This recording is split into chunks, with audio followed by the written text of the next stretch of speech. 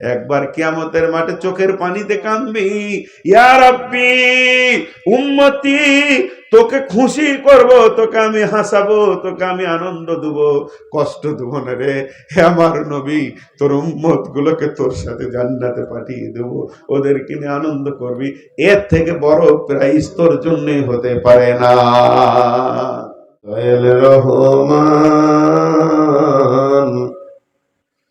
কে পারে বুঝিতে তোমার শান, মা বাপ ছাড়া পিতা আদম বানাইলেন নিজ হাতে, পিতা ছাড়া পুত্র ঈসা মারিয়ামের কোলেতে,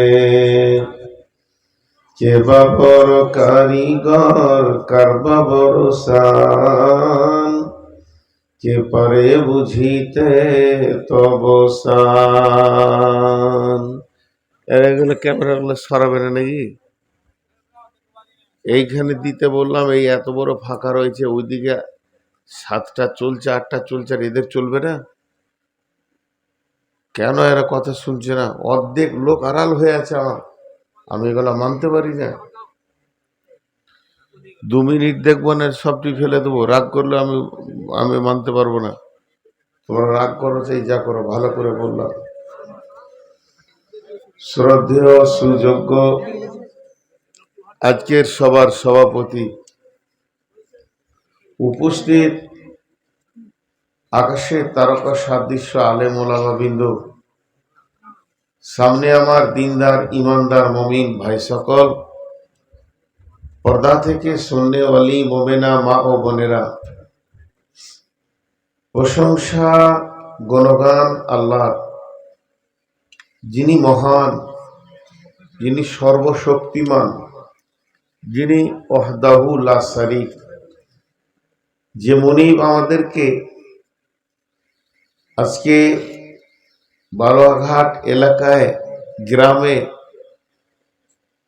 2025 সালের 25 তারিখে মঙ্গলবার দিবাগত রাত্রিতে হাজির করেছেন মসজিদ কেন্দ্রিক আয়োজিত মাহফিলে। সেই মুনিবের দরবারে আমরা প্রাণ খুলে শুকরিয়া করি, আলহামদুলিল্লাহ। দরুদ ও সালাম বর্ষিত হোক আখিরি নবী, নবিকুল শিরোমণি ইমামুল আম্বিয়া নবী মুহাম্মদুর রাসূলুল্লাহ সাল্লাল্লাহু আলাইহি সাল্লামের উপর। আল্লাহুম্মা আমিন, আল্লাহুম্মা সাল্লি আলাইহি, আল্লাহুম্মা বারিক আলাইহি। মোহতারাম ভাই ও আজিজ ও বুজুর্গ দোস্ত, আমি আপনাদের সামনে একটা সূরা পড়েছি। সূরাটা আরবিতে নাম হচ্ছে দোহা, এর বাংলা হচ্ছে উদীয়মান সূর্য। উদীয়মান সূর্য, এই সূরাটা গোটাটাই পড়েছি। খুব স্বল্প সময়ে কয়েকটি কথা বলে আপনাদের কাছ থেকে বিদায় নিব ইনশাআল্লাহ। ওমা তৌফিকে ইল্লা বিল্লাহি আলাইহি তাওয়াক্কালতু ওয়া ইলাইহি উনীব। আমি এই দোহা সূরাটা আপনাদের সামনে তেলাওয়াত করার পর যে বিষয়টা তুলে ধরব তার নাম হচ্ছে চরিত্র। চরিত্র এত বড় নিয়ামত, পৃথিবীতে এর পরে আর কোনো নিয়ামত নেই। চরিত্র এত বড় সম্পদ, পৃথিবীতে এর পরে কোনো সম্পদ নেই। যার চরিত্র নাই তার কিছুই নেই। যার সম্পদ নাই, চরিত্র আছে, তার সব আছে। চরিত্রহীন মানুষ সমাজে নোংরা। ব্রেকহীন গাড়ি রোডে চললে যে কাজ করবে, যে দৃশ্য দেখাবে, চরিত্রহীন মানুষ সমাজে সেই ঘটনা করবে, সেই কাজ দেখাবে। কখন কি ঘটাবে এটা ভেবে আনা মুশকিল। আমার উপস্থাপনাটা একটু শুনুন, বেশিক্ষণ নয়, অল্প শুনুন। রাসূলুল্লাহ সাল্লাল্লাহু আলাইহি সাল্লাম আখেরি নবী, নবীদের নবী, শেষ পয়গম্বর, যেনাকে আল্লাহ পৃথিবীতে পাঠিয়েছিলেন। তিনি এসেছিলেন কি মিশন চালাতে, কোন মিশনটা তিনি বানিয়েছিলেন, কোন মিশনের শিক্ষক ছিলেন এবং তেনার সাবজেক্ট কি ছিল, তিনি নিজে বলেছেন, বয়স্তু উতিম্মুমা লিমাকারিমাল আখলাক। আমাকে পাঠানো হয়েছে চরিত্রের শিক্ষক করে। আমাকে পাঠানো হয়েছে পৃথিবীতে বিজ্ঞানের মাস্টার করে নয়, আপনার সায়েন্সের মাস্টার করে নয়, আর্টসের মাস্টার করেননি আল্লাহ, কমার্সের মাস্টার আমাকে আল্লাহ করেননি। আমাকে আল্লাহ বানিয়েছেন লি মাকারিমাল আখলাক, আমাকে চরিত্রের শিক্ষক করে পাঠিয়েছেন। বাইদি ভাই, একটা কথা চলে আসলো, আপনাদেরকে বলতে বাধ্য হচ্ছি, খুব গুরুত্বপূর্ণ কথা। আজ থেকে অনেক দিন আগে, তখন আমি তরুণ উদীয়মান, তখন এই ওয়েটটা হয় নাই। আজকে যে ওজনটা আল্লাহ আমার দিয়েছে, এই ওজনটা তখন ছিল না, ছেলে মানুষ। আমার এক চাচা বলতেন, এক ধারে কাটে এক ভাড়ে কাটে। ধার থাকলে কেটে যায়, সেটা হচ্ছে যুবক, আর বৃদ্ধ হলো ভাড়ে কাটে, ওজনে কেটে যায়। রেল লাইনের চাকে মানুষ কাটে, কিন্তু ওটা কোনো ধার নাই, ভাড়ে কাটে। ধারের থেকে ভাড়ের মূল্য অনেক বেশি। তো তখন আমি উদীয়মান একবারে তরুণ যুবক বক্তা, ঘটনাটা একটু শোনাচ্ছি, আজকে সাবজেক্টে লুকিয়ে রয়েছে ওটা। তো আমার আগে এক বক্তা, নাম বলবো না, নালাগোলাই জালসাটা হচ্ছিল, কোথাকার তাও বলবো না, উনি বক্তব্য রাখলেন কোরআন হাদিস থেকে, এবং খুব জ্ঞানী এবং জ্ঞান গর্ভের বক্তব্য দিচ্ছিলেন। ভদ্রলোক জেনারেল শিক্ষিত, প্লাস আরবিও জানেন। উনি কোরআন আর বিজ্ঞানকে পাশাপাশি নিয়ে যাচ্ছিলেন। বিজ্ঞান এটা তৈরি করেছে, কোথা পেল? কোরআন থেকে পেল। বিজ্ঞান এটা বানিয়েছে, কোথা পেল? কোরআন থেকে পেল। অপারেশন কোথা থেকে এলো? কোরআন থেকে এলো। একটা একটা একটা একটা করে 2 ঘন্টা দেখালো। শেষকালে দুটো আপত্তিকর কথা বললেন। আপত্তিকর কথা কি? বলছে এখনকার আলিমরা কোরআন খতম করে দিচ্ছে, বুখারি খতম করছে, অথচ কিছু বানাতে শিখলো না। যারা ফালতু মাদ্রাসায় খায় আর নিজে সুরসার করে দুটো কোরআন পড়ে। এটা আমাকে আপত্তি লাগলো। উনি স্টেজে আছেন, আর তরুণের রক্ত যা হয়, তখন আমার বয়স 30ও হয়নি, তরুণের রক্ত যেটা হয়, আমি স্টেজে চলে গেলাম, ওর পরেই আমি বকবো। যেমন আমার আগে হবিবুর ভাই ছিলেন, ওনাকে আমি সম্মানের নজরে দেখি। তো ওনাকে আমি বললাম, আপনার বায়ান হয়ে গেছে, আমি আপনাকে বসতে বলছি, আপনার প্রতি আমার একটু আপত্তি আছে। বিজ্ঞান কোরআন থেকে নিয়ে সব বানিয়েছে, আপনি প্রমাণ করলেন, বেশ তাই হলো, আপনারটাই ঠিক, আর মৌলবীরা কিছু বানাতে পারেনি। আমি শর্ট আপনাকে 1 মিনিট বসতে বলছি, বেশি সময় নেব না। আজ থেকে নিয়ে কিয়ামত পর্যন্ত এই কোরআনকে যতজন বুঝেছে, সব মুফাসসির একটা কথা বলেছেন, আল্লাহু আ'লামু বিমুরাদি। একটা আয়াতের তর্জমা করেছেন, তাফসীর করেছেন, করে শেষকালে সব মুফাসসির বলতে বাধ্য হয়েছে, এটা আমি আমার জ্ঞান থেকে বললাম, আসল কথাটা আল্লাহ জানেন। কিন্তু যে ব্যক্তিটাকে প্র্যাকটিক্যাল কোরআন বলা হচ্ছে, সেটা হচ্ছে নবী মুহাম্মদ রাসূলুল্লাহ। সকল জোরে বলেন, নবী মুহাম্মদ রাসূলুল্লাহ সাল্লাল্লাহু আলাইহি সাল্লাম। ওনার মতো কোরআন কেউ বুঝেনি আর বুঝতে পারবে না, অত সুন্দর কেউ পড়েনি আর পড়তেও পারবে না। অত সুন্দর কোরআনের গভীরতা আর কারো জানার ক্ষমতা হয়নি। তাহলে আল্লাহ রসুল কি বানিয়েছেন? এটা আমার আপনার কাছে প্রশ্ন। আল্লাহ রসুল কি বানিয়েছেন? প্লেন বানিয়েছেন, সেলাই মেশিন বানিয়েছেন, কম্পিউটার বানিয়েছেন, অপারেশন করেছেন? তাহলে আল্লাহ রসুলও তাহলে কিছু বুঝেনি কোরআনের, যত বিজ্ঞানরা বুঝে নিয়েছে, যত নাস্তিক ইহুদি নাসারারা বুঝে নিয়েছে। আল্লাহ রসুলের বুঝতে খুব অসুবিধা ছিল, ওরও জ্ঞান মনে হয় কম। ফালতু বকবেন না। আল্লাহ নবী যে আবিষ্কারটা দিয়ে গেছেন, সেই আবিষ্কারটা পৃথিবীর আগে কেউ দিতে পারেনি, ওনার বিগত কেউ দিতে পারেনি, আর ওনার গত হওয়ার পর পশ্চিম দিকে সূর্য ওঠা পর্যন্ত কেউ দিতে পারবে না। চ্যালেঞ্জ একটা আবিষ্কার করে গেছেন। সেই আবিষ্কারটা কি? চরিত্র। চরিত্র।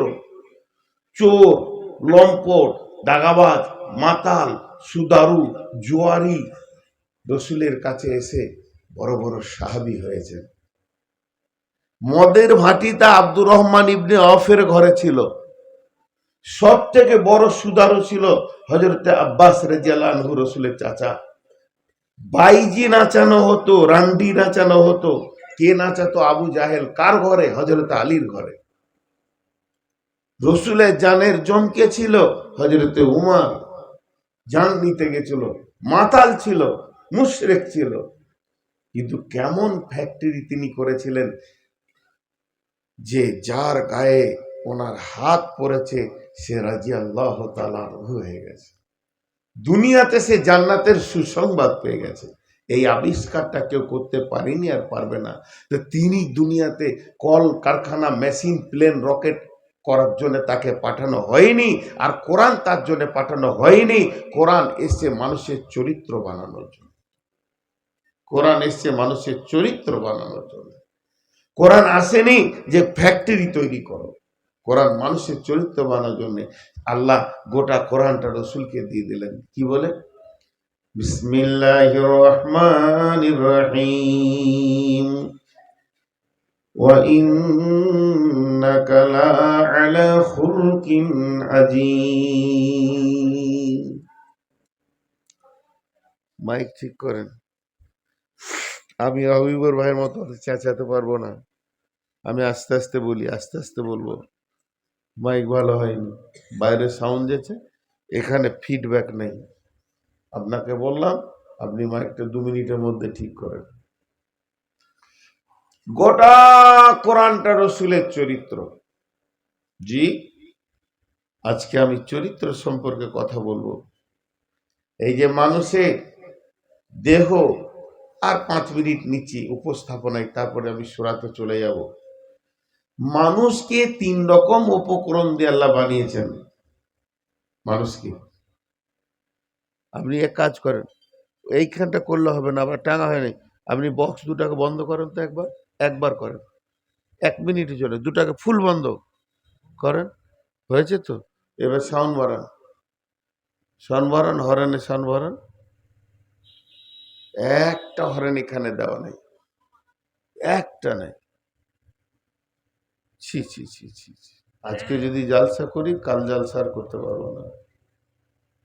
একটা হরেন এইদিকে দেননি কেন? ওই দিকে দিলে হবে, জিবরাইল মিকাইলকে দিলে হবে। মাইকই টানতে জানে না, আবার মাইক নিয়েছে এর কাছে। বক্স দুটা হালকা করে সাউন্ড দিয়ে আমার দিকে ঘুরিয়ে দাও। দুটা কি এইখানে খুচুর খুচুর করলে হবে না। আমি বলছি আজকে খুব আপার লেভেলের কথা হবে। সামান্য টাইম আপনারা ধৈর্য ধরেন, হাত দিয়ে বলছি, জোর হাত করে বলছি। আল্লাহ তাবারাক ওয়া তাআলা গোটা কোরআনটা রসুলকে অফ করলেন। মানুষকে বানানো হয়েছে 3 ধরনের উপকরণ দিয়ে। একটা হচ্ছে দেহ, উপরে কিছু জিনিস দেখতে পাচ্ছেন, 1 নম্বর চোখ, কান, হাত, পা ইত্যাদি। ভিতরে কিছু মাল আছে, কিডনি, কলিজা, ফ্যাফসা, হাড়, রক্ত, এগুলো কাটলে দেখা যাবে। তো এই দুটি জিনিসকে একসঙ্গে বলা হয় দেহ, শরীর। এই দুটি জিনিসকে কি বলা হয়? দেহ বা শরীর। আবার মানুষের ভিতরে সফটওয়্যার আছে কতগুলো, অনেক। আপনারা গুনেন, মানুষের ভিতরে যেগুলো আছে, দুঃখ, বেদনা, হাসি, কান্না, ভালোবাসা, প্রেম, প্রীতি, পরশিকাতর, পরনিন্দা, পরচর্চা, হিংসা, বিদ্বেষ, লোভ, লালসা, এই জিনিসগুলো মানুষের ভিতরে ভরা আছে। টোটাল ভরা আছে এইগুলো মানুষের ভিতরে। মানুষ এত, যখন আপনি যে কাজটা করবেন, যেমন মোবাইলে আমার 900টা নাম্বার ভরা আছে, যার নাম্বারটা টিপবো তার নামটা স্ক্রিনে ভাসবে, বাকিগুলো সব গোপনই থাকবে। তেমনি একটা মানুষের ভিতরে যেই সফটওয়্যারগুলো দেওয়া আছে, প্রয়োজনে প্রয়োজনে বলে দেখতে পাবেন। কেমন? কেউ মারা গেছে শুনলে কাঁদতে লাগলো, কান্নাটা চলে এলো তখন স্ক্রিনে ওর। আবার আনন্দের কিছু হলো তখন হাসছে, হাসিটা চলে এলো। ওর ছেলের কানটা ধরে মুলে দেবেন তো রেগে যাবে, ওর ছেলেকে একটা বিস্কুট দেবেন তো ফিক করে হাসবে। প্রিয় শুনলে পরশ্রী কাতরতা, হিংসা করবে, ভালো জিনিস দেখলে লোভ করবে, লালসা করবে, এরকম সব সফটওয়্যার ভরা আছে। তাহলে দেহর ভিতরে যা আছে বাইরে আছে, আর কিছু এমন জিনিস আছে যেগুলোকে দেহকে পিড়ে রস বার করে দিলে, কেটে কেটে টুকরো টুকরো করে দিলে বের করতে পারবেন না। আমার ভিতরে হাসিটা কোথা আছে, আমার ভিতরে কান্নাটা কোথা আছে, আমার ভিতরে ভয়টা কোথা আছে, আমার ভিতরে সাহসটা কোথা আছে, আমার ভিতরে লোভ কোথা আছে, আমার ভিতরে লালসা কোথা আছে, আমার ভিতরে কোন জায়গায় আছে, পারবেন না খুঁজে বার করতে। কিন্তু আছে, কিন্তু আছে। মামার বোন আমার, একটু বোঝার চেষ্টা করি। দেহর ভিতরে যা আছে বাইরে যা আছে দেখা যেগুলো যায়, এটার নাম হচ্ছে শরীর, এটার নাম হচ্ছে দেহ। আর যেটা দেখা যায় না, এক গাদা কথা বললাম, ওটারই নাম হচ্ছে চরিত্র। দেহ আলাদা জিনিস, চরিত্র আলাদা জিনিস। দেহের সাথে চরিত্রের কোনো সম্পর্ক নাই। একটা মানুষের চরিত্র আর মানুষের দেহ, গোটা বডিটা কাটলে কিছু ভিতরে দেখা যাবে, বাইরে দেখা যাবে, এটার নাম হলো দেহ। আর যেগুলো দেখা যাবে না, ওইটার নাম হলো চরিত্র। মানুষের ভিতরেই আছে লোভ, লালসা, হিংসা, যেগুলো দেখা যাবে না। এর ভিতরে কোরআন তেলাওয়াত আছে, ঈমান আছে, এর ভিতরে ভালো ভালো আপনার কিনা নামাজ, রোজা, দোয়াগুলো মুখস্থ আছে। মানুষের ভিতরে আছে, আমি যে কথাগুলো বলছি আমার মগজ এগুলো ভরা আছে, আমার ভিতরে কোরআনের আয়াত আছে। আপনার নিয়ে গিয়ে যদি আমাকে কেটে কেটে পিস করে দেন, কিংবা নিয়ে গিয়ে যদি আমাকে এক্সরে মেশিনে চাপিয়ে দেন, তারপরে ছবি তুলেন, আমার হাড়, হাড্ডি, কিডনি পর্যন্ত ছবি চলে আসবে। হাড়ের ভিতরে যদি কিছু থাকে তার ছবি চলে আসবে, কিন্তু সূরা রহমান, সূরা ইয়াসিন কোথা আছে আসবে না। তার কারণ হচ্ছে বন্ধু, এইগুলো টোটাল নাম হচ্ছে চরিত্র। এবার বলি, চরিত্র আর দেহ কিন্তু একটা জিনিস নয়। চরিত্র আলাদা, দেহ আলাদা। চরিত্রের সাথে দেহের কোনো সম্পর্ক নাই, কিন্তু দেহের ভিতরেই চরিত্র লুকিয়ে থাকে। আবু লাহাব, আবু লাহাবটাকে, লাহাব মানে হচ্ছে অগ্নি শিখা। যখন আগুন দাও দাও করে জ্বলে, অগ্নি শিখাটা যে লতিটা এরকম করে আগুনের, দেখতে কত উজ্জ্বল বর্ণ, কিন্তু বন্ধু এই উজ্জ্বল বর্ণটাকে আরবিতে লাহাব বলা হয়। রসুলের চাচা আবু লাহাব, আবু লাহাব নাম কেন দেয়া হলো? ওর দেহ দেখতে বড় উজ্জ্বল বর্ণ ছিল, লোকটা দেখতে বড় সুন্দর ছিল, চরিত্র ছিল আলকাতরা থেকেও খারাপ বা নোংরা, এত নোংরা ছিল লোকটাকে লাহাব বলা হতো, কিন্তু ওর চরিত্র নোংরা ছিল, এর জন্য লোক ওর পাশে বসেনি, ওর কাছে যায়নি। আল্লাহ এমন মত দিল যে মতের কারণে মানুষ ওকে ঘৃণা করেছিল, কবরে নামাবার লোক পাওয়া যায়নি, বাঁশে করে কাঠে করে খুঁজে খুঁজে গর্ত করে ভরা হয়েছিল। এর নাম হচ্ছে আবু লাহাব। তার মানে ওর চেহারা ছিল সুন্দর, চরিত্র ছিল নোংরা। চেহারা ছিল উজ্জ্বল, চরিত্র ছিল নোংরা। আর একটা লোকের নাম বলি, নাম হচ্ছে হযরতে বেলাল। ঠোঁটটা মোটা, নাকটা মোটা, দেখতে ভালো লয়, কালো কুৎসিত, এমন চেহারা তাকালে রুচ আসবে না এরকম চেহারা।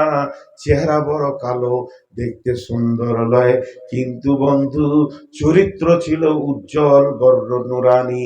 এর জন্যে ও কত দূর পৌঁছালো, রসুলের মসজিদের মুয়াজ্জিনি হয়ে পেয়ে গেল। তার মানে চরিত্রের কত মূল্য। বেলালের চরিত্র ছিল উজ্জ্বল, ভালো, সোনালী। তেমনি একটা মেয়ে দেখতে অতি সুন্দর, চোখ, নাক, কান, চুল, তার কপাল, তার দিকে তাকালে মানুষের মন ভরে যাবে। ছেলেটা বড় দেখতে সুন্দর, নায়কের মতো, যেমন চেহারা সেই রকম বডি। ছেলেটা মেয়েটা দেখতে সুন্দর, কিন্তু খবর নিয়ে দেখেন গা চরিত্র অতি নোংরা। তারা লুচ্চা কিংবা রান্ডি অবস্থায় জিন্দেগি কাটছে। এই লোকটার মূল্য নাই। আবার এমনও ছেলে দেখবেন অতি কালো, দেখে মনে হবে কালো কদাচা কুৎসি, কিন্তু চরিত্রের দিক থেকে এত সুন্দর। এর জন্য চরিত্রের সাথে দেহের কোনো সম্পর্ক নাই। শুধু বাহ্যিক দেখতে সুন্দর হলেই যে চরিত্র ভালো হবে এটা কোনো গ্যারান্টি নাই। চরিত্র থাকে কোথা? চরিত্র থাকে কোথা? দেহের কোনখানে থাকে? জি, আপনাকে যদি বোর্ডে লিখে দেওয়া হয় হাত কোথা আছে? দুই বাহুতে। মাথা কোথা আছে? বডির ওপরে। পা কোথা আছে? বডির নিচে। আঙ্গুল কোথা আছে? হাত পায়ের শেষ অংশে। চোখ কোথা আছে? নাকের দুই ধারে, কপালের নিচে। দাঁত কোথা আছে? দাঁত আছে মানে মুখের দুই সাইডে দাঁত আছে। এইভাবে অবস্থান বলতে পারবেন। কলিজা কোথা আছে? ফ্যাফসা কোথা আছে? হার্ট বাঁ দিকে আছে না ডান দিকে আছে? আতুরি কোন জায়গায় আছে? কিডনি কোন জায়গায় আছে? যেটা আপনি প্রশ্ন করবেন তার উত্তর দেয়া হবে। তাহলে আমার বডির ভিতরেই চরিত্র লুকিয়ে আছে। সে কোথা আছে? সে কোথা আছে? এই বডিতে দুটো জিনিস, চরিত্রের আত্মার সঙ্গে সম্পর্ক, চরিত্রের আত্মার সঙ্গে সম্পর্ক, আর বাহ্যিক সুরাত হলো দেহের সঙ্গে সম্পর্ক। চরিত্র থাকে জীবের নিচে। চরিত্র কোথায় থাকে? জীবের নিচে। এগুলো আমি হাদিস বলিনি, এগুলো আমি বলছি দর্শন তত্ত্ব।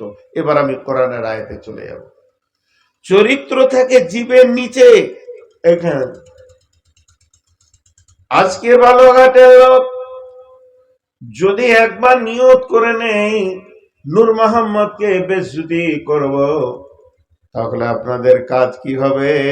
দূরে এসে আমাকে ধরেন, আমার জামাগুলো টানতে লাগলেন, জামাটা ছিঁড়ে গেল, গেঞ্জিটা ছিঁড়ে গেল, ভিতরের গেঞ্জিটা ছিঁড়ে গেল, লুঙ্গিটা টেনে খুলে দিলেন, পুরো শরীরটা নাঙ্গা হয়ে গেল। আমি মানুষের সামনে বেইজ্জতি হয়ে গেলাম। একটা মানুষের শরীর থেকে কাপড় টেনে খুলে দিলে মানুষটা যেমন সমাজে নাঙ্গা হয়ে যায়, একটা মানুষের শরীর থেকে, একটা মহিলার শরীর থেকে কাপড় টেনে খুলে দিলে মানুষের সমাজে যেমন মেয়েটা নাঙ্গা হয়ে যায়, পুরুষটা নাঙ্গা হয়ে যায়, কিন্তু একটা মানুষের চরিত্রকে ওই শরীর নাঙ্গা করে বেইজ্জতি করতে পারবেন না। যদি মনে করেন বললেন একটা মানুষের চরিত্রকে নাঙ্গা করব, ওর চরিত্রটা খুলে দেখব কত ভদ্র না অভদ্র, তাহলে ওকে বেশি কিছু করতে হবে না, একটু রাগিয়ে দেন, গোটা বডিতে কাপড় পরে থাকবে, আমার মতো লম্বা জুব্বা পরবে, মাথায় টুপি পরে থাকবে, চোখে চশমা থাকবে, মাথায় রুমাল থাকবে, শুধু যখনই রেগে যাবে মুখের ভাষাতে বোঝা যাবে লোকটা ভদ্র না অভদ্র। এমন খিস্তি শুরু করবে, নোংরা নোংরা ভাষা বলবে, যখনই মুখ দিয়ে নোংরা ভাষা বলবে তখনই সঙ্গে সঙ্গে লোকটার চরিত্রটা নাঙ্গা হয়ে যাবে, মানুষের সামনে চরিত্রটা খোলা যাবে, মানুষ বলবে ছি বড় সুন্দর মানুষ মনে করেছিলাম সাইকুল হাদিস, কিন্তু মুখের ভাষাতে পাশে দাঁড়ানো যাবে না, এর থেকে নোংরা লোক আর সমাজে নাই। মানুষের মুখের ভাষাতে চরিত্র বোঝা যায়, মানুষের মুখের ভাষাতে চরিত্র বোঝা যায়। চরিত্র এত দামি জিনিস, কিন্তু আমাদের চরিত্রকে আমরা শেষ করেছি। ইংরেজিতে একটা কথা আছে, money loss something loss, head loss something loss, বলে নাকি আমি জানি না, ইংরেজি আমি জানা হয়, ক্যারেক্টার লস এভরিথিং লস। যদি চরিত্র চলে যায় ওর সব চলে গেছে, ওর আর কিছু নেই। কোটি টাকার মালিক হতে পারে, বহু টাকার মালিক হতে পারে, বিলিয়ন মিলিয়ন ডলারের মালিক হতে পারে, কিন্তু যখনই জেনে নেবেন যে চরিত্র চলে গেছে, মানে ওর যেতে আর কিছু বাকি নাই, শেষ হয়ে গেছে। আল্লাহ এবার বলছেন ওয়াদ্দুহা ওয়াল্লাইলি ইযা সাজা মা ওয়াদ্দা'কা রাব্বুকা ওয়া মা ক্বালা ওয়ালাল আখিরাতু খায়রুল লাকা মিনাল উলা ولسوف يؤتيك ربك فترضى ألم يجدك يتيما فآوى ووجدك ضالا فهدى ووجدك عائلا فأغنى فأما اليتيم فلا تقهر وأما السائل فلا تنهر وأما بنعمة ربك فحدث। আল্লাহ তাবারাক ওয়া তাআলা গোটা কোরআনের ভিতরে 114টি সূরা আছে, মাত্র 114টি সূরার ভিতরে 3টে সূরাকে সময়ের দিয়ে লাগিয়েছেন, সময়ের গুরুত্ব বুঝিয়েছেন। একটা সূরার নাম হচ্ছে সূরা ফজর, ফজরকে কেন্দ্র করে একটা সূরা নাজিল করেছেন। আর একটা সূরার নাম হচ্ছে সূরা আসর, আসরকে কেন্দ্র করে একটা সূরা বানিয়েছেন। তার মানে সময়ের কত মূল্য, সময়ের সাথে মানুষের অনেক মেল আছে। সময়কে গুরুত্ব না দিলে মানুষ নিজেকে গুরুত্ব দিল না। আর একটা সূরার নাম হচ্ছে সূরা জোহা, উদীয়মান সূর্য যখন পূর্ব দিকে সূর্যটা উঠে প্রখরতা দিতে শুরু করে, বেলা 9টা 9:30 বাজে, তখন ওইটাকে দুহা বলা হয়েছে। এই সূর্যের কসম করছেন আল্লাহ, সারা বিশ্বের মানুষকে বলছেন, হে যুবকের দল, ও নারীর দল, যুবতীর দল, হে আমার গোলাম বান্দা বান্দিরা, আমি উদীয়মান সূর্যের কসম করে বলছি, আমি রব তোমাদেরকে বলছি, ওয়াল্লাইলি ইযা সাজা, চলমান রাত্রির কসম করছি। হে যুবক, কেউ বলেছে এটা জয়ীব বলছে, কেউ বলছে এটা সলিড নয়, জলিব। উদীয়মান সূর্যের কসম মানে হচ্ছে, কেউ সূর্য বলতে রসুলকে বুঝিয়েছেন, রসুল একটা বিরাট সূর্য, এর মতো আলো আর পৃথিবীতে কেউ আনেনি। সূর্য অত বড় আলো দিতে পারবে না। নবীজির আলো বাড়ির ঘরে ঘরে ঘরে ঘরে মানুষের দিলের পেছনে পৌঁছে গেছে। আজকে সূর্যের আলো পৃথিবীর যত জায়গা ফাঁকা আছে পৌঁছাবে, কিন্তু মানুষের ভিতরে আলো পৌঁছায় না। মানুষের চামড়াতে সূর্যের আলো লাগে, পেটের ভিতরে হৃদয়ে পৌঁছায় না। আমার নবী এমন একটা সূর্য ছিলেন যার আলো মানুষের দিল পর্যন্ত পৌঁছে গেছে। উদীয়মান সূর্য মানে একবার তরুণ যুবক রসুলকে বলতে চেয়েছে। ভাই এটা বড় বড় আলেমরা বলছে এটা ভুল তফসির। এই তফসির নয়, সূর্য বলতে আসমানের সূর্যের কথা বলা হয়েছে। আল্লাহ তাবারাক ওয়া তাআলা বলছেন উদীয়মান সূর্যের কসম কেন খেলো? এখানে যতজন যুবক রয়েছে তরুণ উদ্যম নিয়ে পৃথিবীতে উঠছে, আর যৌবনের তরঙ্গ যেন যাদের উত্তাল করছে, এখনো ভাটি পড়েনি, যৌবন জগতের সমুদ্র যেন উতল পাতল করছে। যত তরুণ যুবতী রয়েছে পর্দার আড়ালে আমার বেটিরা যারা রয়েছে, যাদের যৌবনে এখনো ভাটি পড়েনি, উত্তাল যৌবন রয়েছে, এদেরকে বোঝানোর জন্য আল্লাহ উদীয়মান কসমের কলে সূর্যর কসম খেলেন, যাতে করে এই লোকগুলি সাবধানতা অবলম্বন করে। হে যুবকের দল শোনো, ওয়াল্লাইলি ইযা সাজা ওয়াদ-দুহা ওয়াল্লাইলি ইযা সাজা, এবং চলমান রাত্রির আমি কসম খাচ্ছি, কারণ তোমাদের চরিত্রগুলো চলমান রাত্রিতেই বেশি নষ্ট হয়। যুবক সন্ধ্যায় মদ পান করে, যুবক সন্ধ্যায় লুচ্চামো করে, বেশি যুবতীর দল সন্ধ্যার সময় অবাধ মিলামিশার জন্য ঘুরে বেড়ায়। তার জন্য আমি রব তোমাদেরকে কসম দিলাম, এই বয়সটাকে তোমরা ব্রেক করো, কন্ট্রোল করো, চরিত্রকে গঠন করো। চরিত্রকে তুমি কন্ট্রোল যদি না করতে পারো, তোমার ব্রেকে যদি ঢিল হয়ে যায়, সারা জীবন তুমি কলঙ্কিত হয়ে যাবে। হে যুবক, হে যুবতী, এর জন্য আমি উদীয়মান কসমের খেলাম, উদীয়মান সূর্যের কসম খেলাম। তুমিও একটা পৃথিবীতে উদীয়মান যুবক যুবতী, তোমাকে এখন ব্রেক করতে হবে, না করলে তুমি বেসামাল হয়ে যাবে। ভাইয়া রাগ করিয়েন না গো, এতদিন থেকে আপনাদের দেশে আসছি, আমি আপনাদেরই একটা নিজের মানুষ। এ আফসোস করে বলছি, আজকের মাইকটাতে জালসা করছি, মানে জীবনে মাইক পাইনি। কষ্ট হচ্ছে, খুব কষ্ট হচ্ছে। এমনি সুগারের রোগী, মাইক ফালতু মাইক, এ মাইক আইসক্রিম বেচতে বলবে না, যা করেছে ও বাইরে করেছে, বক্তার জন্য কিছু করেনি। আল্লাহ মাফ করুন। তারপরেও আপনাদের মহব্বতে ধীরে ধীরে চালাচ্ছি। আমরা বলি না মাইকের ব্যাপারে, যদি বলি তো মাইকওয়ালারা পরে বলবে ব্যবসা নষ্ট করেছে। তো তুই ভালো করে টাঙিস না, তো ব্যবসা নষ্ট করে। একবার পাকুড়ে বলে দিয়েছিলাম এরকম, তখন থেকে ছেড়েছি। পরের দিন সকালে মাইকম্যান বলছে আমার 13খানা বুকিং ক্যান্সেল হলো আজকে, 13টা জালসা এলাকার ফুল ক্যান্সেল করে দিল। কি করলেন বলো না? বলে দেখ ভাই, তোর দোষ ভাই, আর আমারও দোষ ভাই, তোর কাজের দোষ।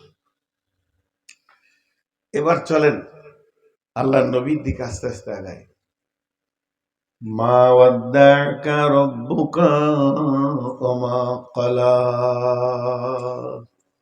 আমার মনে বিশ্বাস এবছরের সেরা বক্তব্য আপনাদেরকে দিচ্ছি। যত যাবেন গভীরে তত আনন্দ পাবেন। এই আয়াতগুলো একটা একটা আসছে, দেখেন, শুধু রসুলকে টার্গেট আয়াত, গোটা সূরাটা রসুলকে টার্গেট করব নাজিল হয়েছে। আমাদের গ্রুপ লিডার আল্লাহ বলছেন মা ওয়াদ্দাকা রব্বুকা ওয়া মা ক্বালা। কদিন ওহী আসেনি, জিবরাইল আসেনি কদিন, আল্লাহ রসুল একাই শুয়ে আছেন, উবুর হয়ে শুয়ে, এবার মানে কাট করে শুয়ে চিন্তায় পড়ে গেছে। কি ব্যাপার, জিবরাইল আর আসা যাওয়া বন্ধ কেন হয়ে গেল? রসুলের চিন্তাটা করার কারণটা আপনারা বলেন। জিবরাইল কেন আসে না? আর একটা গ্রুপ বেঈমান গ্রুপ আছে, রসুলকে সব সময় ছোট করে, বেইজ্জতি করে।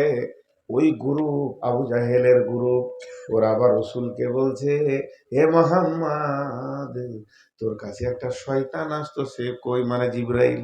আস্তাগফিরুল্লাহ। নবীজি আরো মনটা ছোট হচ্ছে। কয়েকদিন জিবরাইল আসেনি। এরপর আম্মা জান আয়েশা ঘর যে ঝাড়ু দিতে শুরু করেছে, ঝাড়ু দিতে দিতে খাটের নিচে একটা কুত্তার বাচ্চা মরে পড়েছিল, ওটাকে বের করে দিয়ে বাইরে ফেলে দিয়েছে। জিব্রাইল আমিন চলে এসেছে, এসে বলছে মা ওয়াদ্দাকা রব্বুকা ওয়া মা ক্বালা। নবী হে, তুমি শুয়ে শুয়ে মনে মনে করছো আল্লাহ তোমাকে ছেড়ে দিয়েছে, আল্লাহর মহব্বত তোমার উপরে নাই, তো ওটা তোমার ভুল। তোমার রব তোমাকে ছেড়ে দেয়নি, আর তোমার উপরে তার মহব্বত কমেনি। যত মহব্বত অতটাই আছে, শুধু কুত্তার বাচ্চা ছিল বলে যে মানে রহমতের ফেরেশতা ঘরে ঢুকতে পাবে না, এর জন্য আমার আগমন বন্ধ। কিন্তু রসুল কি চিন্তা করছিলেন? রসুল তখন উদীয়মান তরুণ যুবক। রসুল মনে মনে ভাবছে তাহলে কি আমার চরিত্রের কোনো ঘাটতি হয়ে গেল নাকি, আমার ব্যবহারে কোনো ঘাটতি হয়ে গেল নাকি, আমি কোনো জায়গায় কোনো নোংরা কথা বলে ফেলেছি নাকি, আমার দ্বারা কোনো ব্যবহারে মানুষ কষ্ট পেয়েছে নাকি, এর জন্যই নাকি আমার রব আমার সঙ্গে কানেক্ট কেটে দিয়েছে।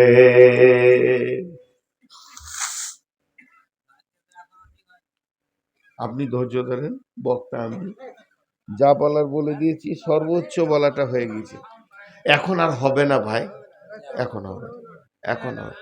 যে বউ দেখেছেন ওইটাই বিয়ে করতে হবে, বাসর ঘোড়া চেঞ্জ করা হয় না। কবুল করে নিয়েছে, শালিটিকে নেবো বললে হবে না, কালোটাই নিতে হবে।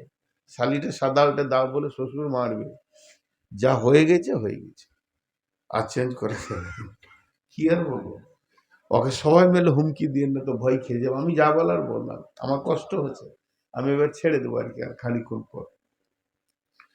তো নবীজিকে বলছে তুমি চিন্তা করো না, আল্লাহ তোমাকে রেখেছে। তো রসুলের যেটা ভয় ছিল যে আমার কোনো ত্রুটি হলো নাকি। জি, এবার দেখেন ওয়াদ্দুহা ওয়াল্লাইলি ইযা সাজা মা ওয়াদ্দাকা রাব্বুকা ওয়া মা ক্বালা।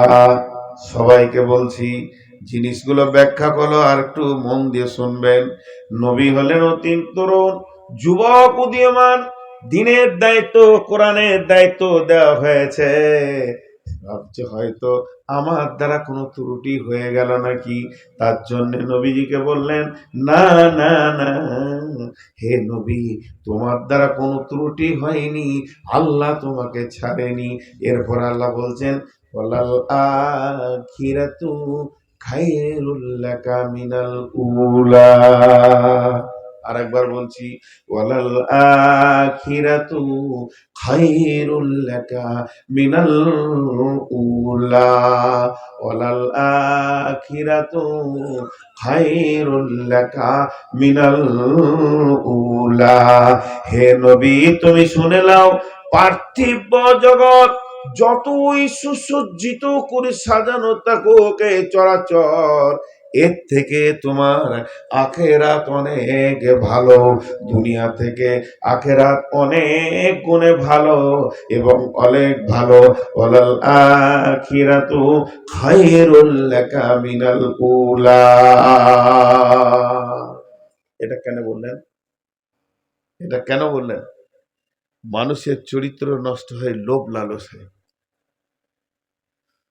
লোভ, লোভ লালসায় চরিত্র নষ্ট হয়। জি,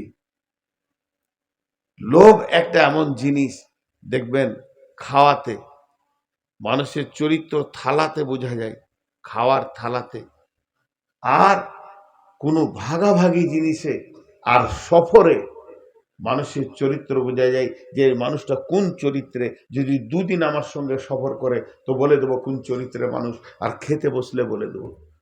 আল্লাহ মাফ করুন, আপনাদেরকে উদাহরণ দিচ্ছি, আপনারা জিজ্ঞেস করবেন না। এই জালসার মাহফিলে ঘুরছি তো দেখছি 1 পিস 2 পিস 5 পিস মাংস এনাফ একটা মানুষের জন্য।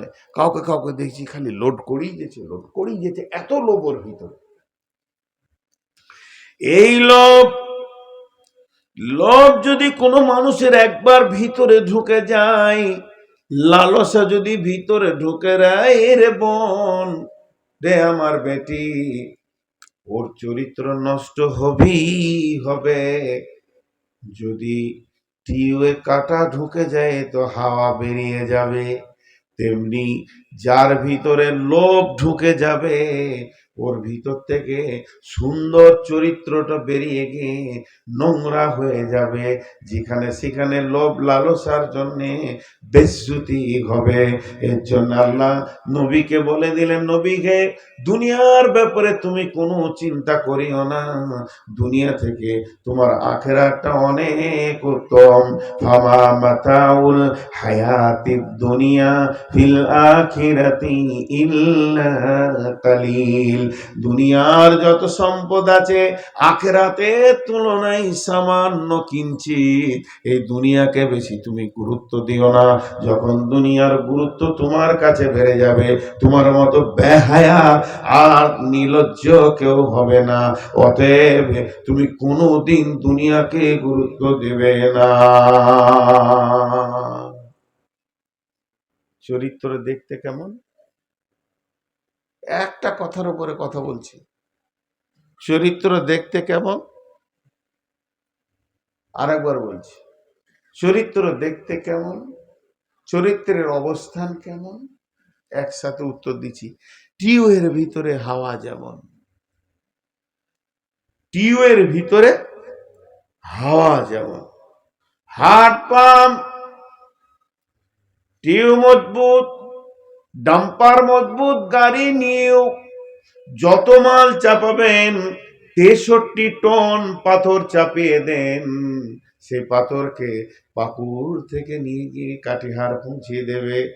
তাহলে টিউটা এত মজবুত আছে কেন? টায়ারটা এত শক্ত কেন? 63 টন মালকে টেনে দিল কেন? তার মানে তার ভিতরে হাওয়া মজবুত আছে।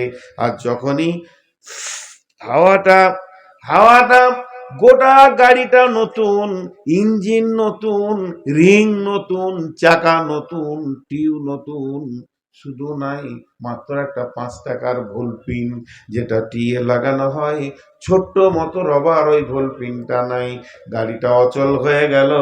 63 লাখ টাকার গাড়ি আর 1 কেজি মাল বহন করতে পারবে না। তার মানে হচ্ছে চরিত্র হলো ওই হাওয়াটার মতো, সামান্য চরিত্র গঠন করতে সময় লাগে। টায়ারটা বানাতে সময় লেগেছে, টিউটা বানাতে সময় লেগেছে, টিউয়ের নজল বানাতে সময় লেগেছে, দীর্ঘ মেহনতের পর পাম্প দিয়ে হাত পাম্প করা হলো, কিন্তু টিউ থেকে হাওয়া যেতে বেশি সময় লাগবে না। একটা তার কাটা ফুটে গেল, একটা কাঁটা ফুটে গেল, ফুঁস করে সব বেরিয়ে গেল, বানাতে যা সময় লাগে যেতে সময় লাগে না। একটা মানুষের চরিত্র বানাতে সময় লাগে। আজ আমার 53 বছর বয়স চলছে, আমি ধীরে ধীরে নিজের চরিত্র সমাজে বানাতে বানাতে বানাতে বানাতে মালদা বলছে বাহবা নূর মোহাম্মদ, আবার দিনাজপুর বলছে বাহবা নূর মোহাম্মদ, পশ্চিমবঙ্গ, বিহার, ঝাড়খণ্ড, আর আপনার কিনা মেঘালয়, ত্রিপুরা, আসাম বলছে বাহবা নূর মোহাম্মদ, নেপাল, ভুটান বলছে বাহবা নূর মোহাম্মদ। সারা বিশ্ব যেন আমাকে ভালোবাসে। এত চরিত্র বানাতে আমাকে 40 বছর লেগেছে, 45 বছর লেগেছে, 50 বছর লেগেছে। কিন্তু যখনই এই বালুয়াঘাটের লোক শুনে নেবে নূর মোহাম্মদ শামসির জলসাতে একটা মেয়ের গায়ে হাত দিয়ে দিয়েছে, কোনো একটা মেয়েকে কথা বলে ফেলেছে, কিংবা একদিন শুনে নেবে এ সুদ খায় গোপনে গোপনে, কিংবা শুনে নেবে কখনো গোপনে মদ খায়, সিগারেট খায়, একটা খবর শুনে নেবে, চরিত্র 50 বছরের ফুঁস হয়ে যাবে, মানুষের সামনে বের হয়ে চলে যাবে।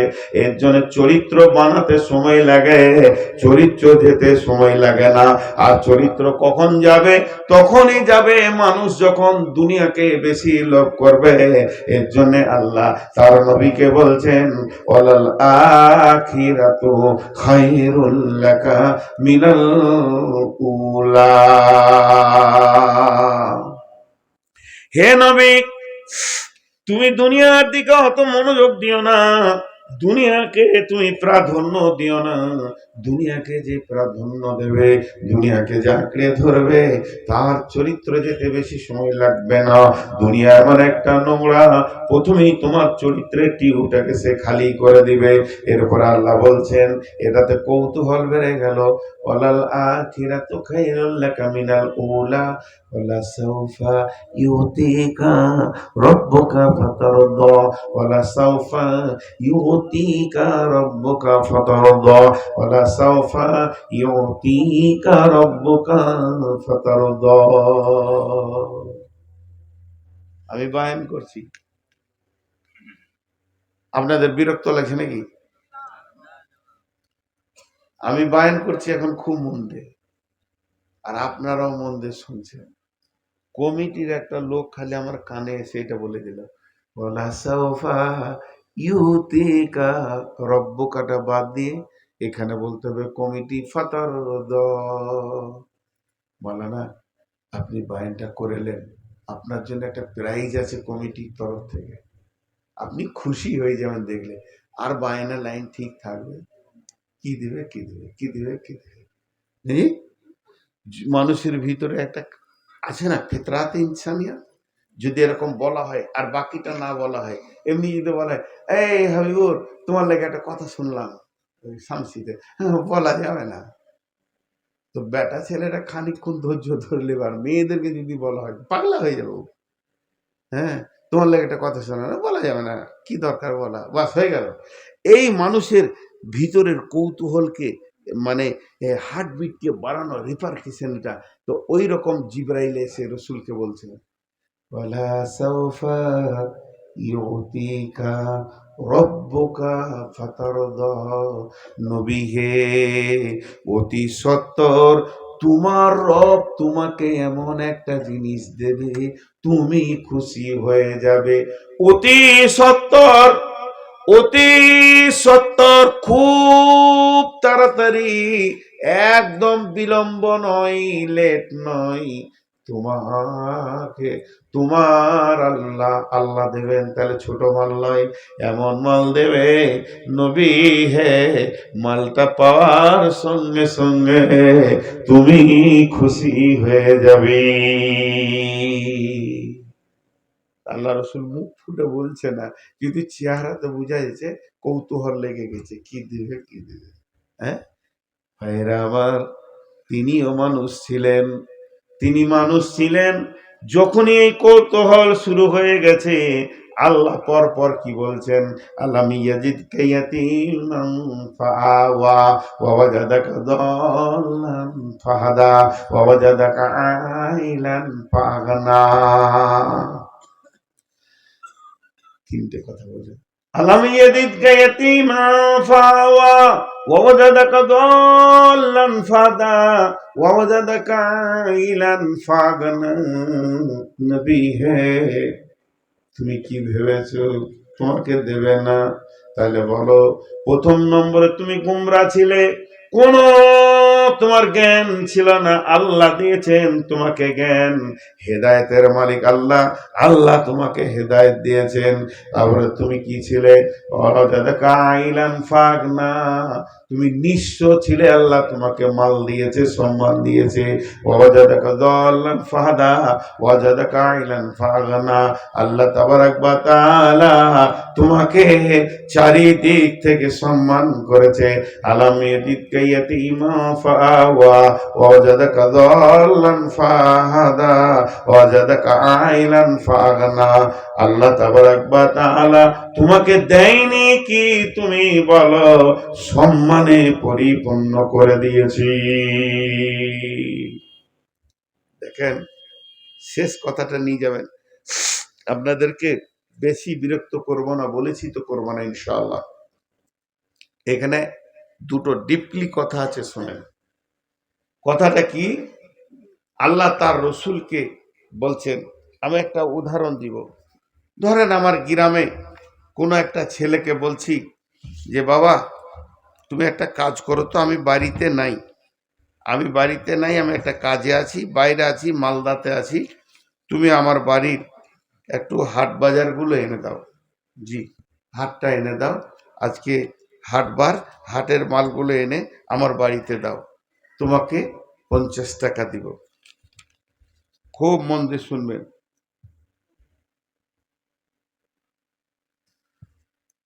এই কথাটা মন দিয়ে শুনবেন। ধরেন পাড়ার সম্পর্কে আমার ভাতিজা, যে আমি মালদা চলে যাচ্ছি, তুমি এই যে পরিচিতে লেখা আছে এই মালগুলো বাজার থেকে এনে দাও, তোমাকে 100 টাকা দেবো।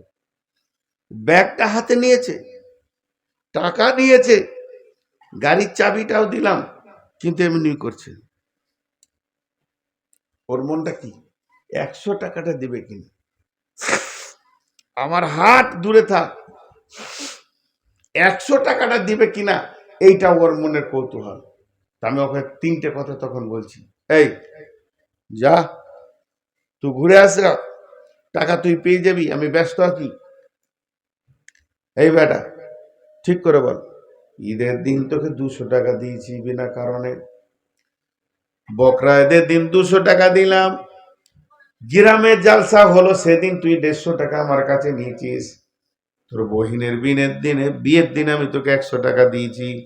যখন এই 3টে 4টা মনে পড়িয়ে দিলাম, তখন টুকটুক করে হাঁটে চলে গেল। হ্যাঁ, লোকটা তো আমাকে দেয়, তাহলে এটাও আমাকে 100 টাকা দিবে।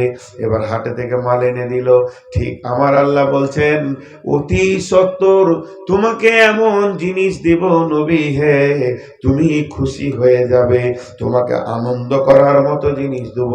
এখনো জিনিসের নামটা বলছে না, কিন্তু রসুলের কৌতূহল বেড়ে গেছে, হার্টবিট বেড়ে গেছে। এর জন্য আল্লাহ তাবারাক ওয়া তাআলা রসুলকে বলছে, দেখ, আলাম ইয়াজিদকা ইয়াতীমান ফাআওয়া ওয়া ওয়াজাদাকা দাল্লান ফাহাদা ওয়া ওয়াজাদাকা আইলান ফাআগনা। তুমি ইয়তীম ছিলে, আলাম ইয়াজিদকা ইয়াতীমান, তুমি ইয়তীম ছিলে, তুমি নিঃস্ব, তোমার বাপ নাই, মা নাই, গাছের কোনো তোমার ছায়া নাই, কিন্তু আমি আল্লাহ তোমাকে এতিম অবস্থায় জায়গা দিয়েছি। শুধু তাই নয়, তুমি গুমরা ছিলে, আমি আল্লাহ তোমাকে হেদায়েতের রাস্তা দিয়েছি। শুধু এটাই নয়, তুমি ছিলে নিঃস্ব, তোমাকে আমি মাল সম্মান তোমাকে সৌরভ সমস্ততে ভরে দিয়েছি। তাহলে কি এটা যেটা দিব বলছি দিব না? আল্লাহ তাবারাক ওয়া তাআলা তিনটে জিনিস স্মরণ করিয়ে দিলেন। এবার বলেন, আলাম ইয়াজিদকা ইয়াতীমান ফাআওয়া, এটা তাফসীর করতে গিয়ে কি বলেছেন? আলাম ইয়াজিদকা ইয়াতীমান ফাআওয়া, ফাআওয়া, ফাআওয়া বলতে কে? ওই ব্যক্তি যার নাম হলো হযরতে আবু তালেব।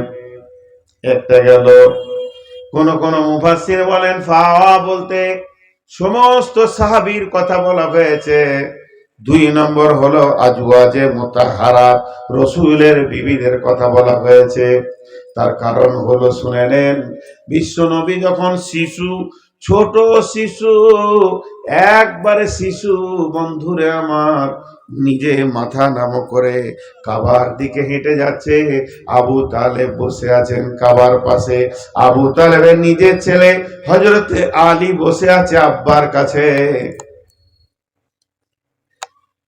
যখনই দেখে নিলেন হযরতে আলী, আমার ভাতিজা, এতিম ভাতিজা, আমার এতিম ভাতিজা নবী মুহাম্মদ হেঁটে আসছেন, তখন আবু তালেব নিজের ছেলেকে এমনি করে মাটিতে নামিয়ে দিয়ে রসুলকে কোলে বসালেন।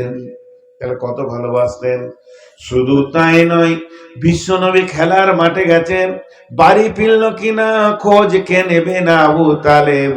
একদিন বিশ্বনবী আবু তালেবকে জড়িয়ে ধরে বলছেন, চাচা, এখানে যতগুলো ছেলে খেলছিল, যতগুলো ছেলে আনন্দ করছিল, তাদের মা আব্বা তাদেরকে ডেকে নিয়ে গেল। এই পৃথিবী থেকে আমার মা আব্বা নাই। আবু তালেব কোলে তুলে নিয়ে চুমা দিয়ে বলছে, বেটা, আমাকেই আল্লাহ তোমার আব্বা করেছে, আমাকেই তোমার মা করেছে, এ দায়িত্ব আমার উপরে পড়ে গেছে বাবা। এর নাম হলো আবু তালেব। একদিন বিশ্বনবী খেলো কিনা খোঁজ নিবে কে, রাতে ঘুমালো কিনা খোঁজ নিবে কে? যে লোকটা, তার নাম আবু তালেব। শুধু এই পর্যন্ত নয়, বিশ্বনবীর বিয়ে কখন হবে চিন্তা ভাবনা করা, খাদিজার সাথে বিয়ে দেওয়া, কারণ কে না আবু তালেব। তারপরে শুনেলেন বিশ্বনবী কাজ করবে কে, কি করে তার সংসার চলবে, এ ব্যাপারে চিন্তা করেছেন কে? না আবু তালেব।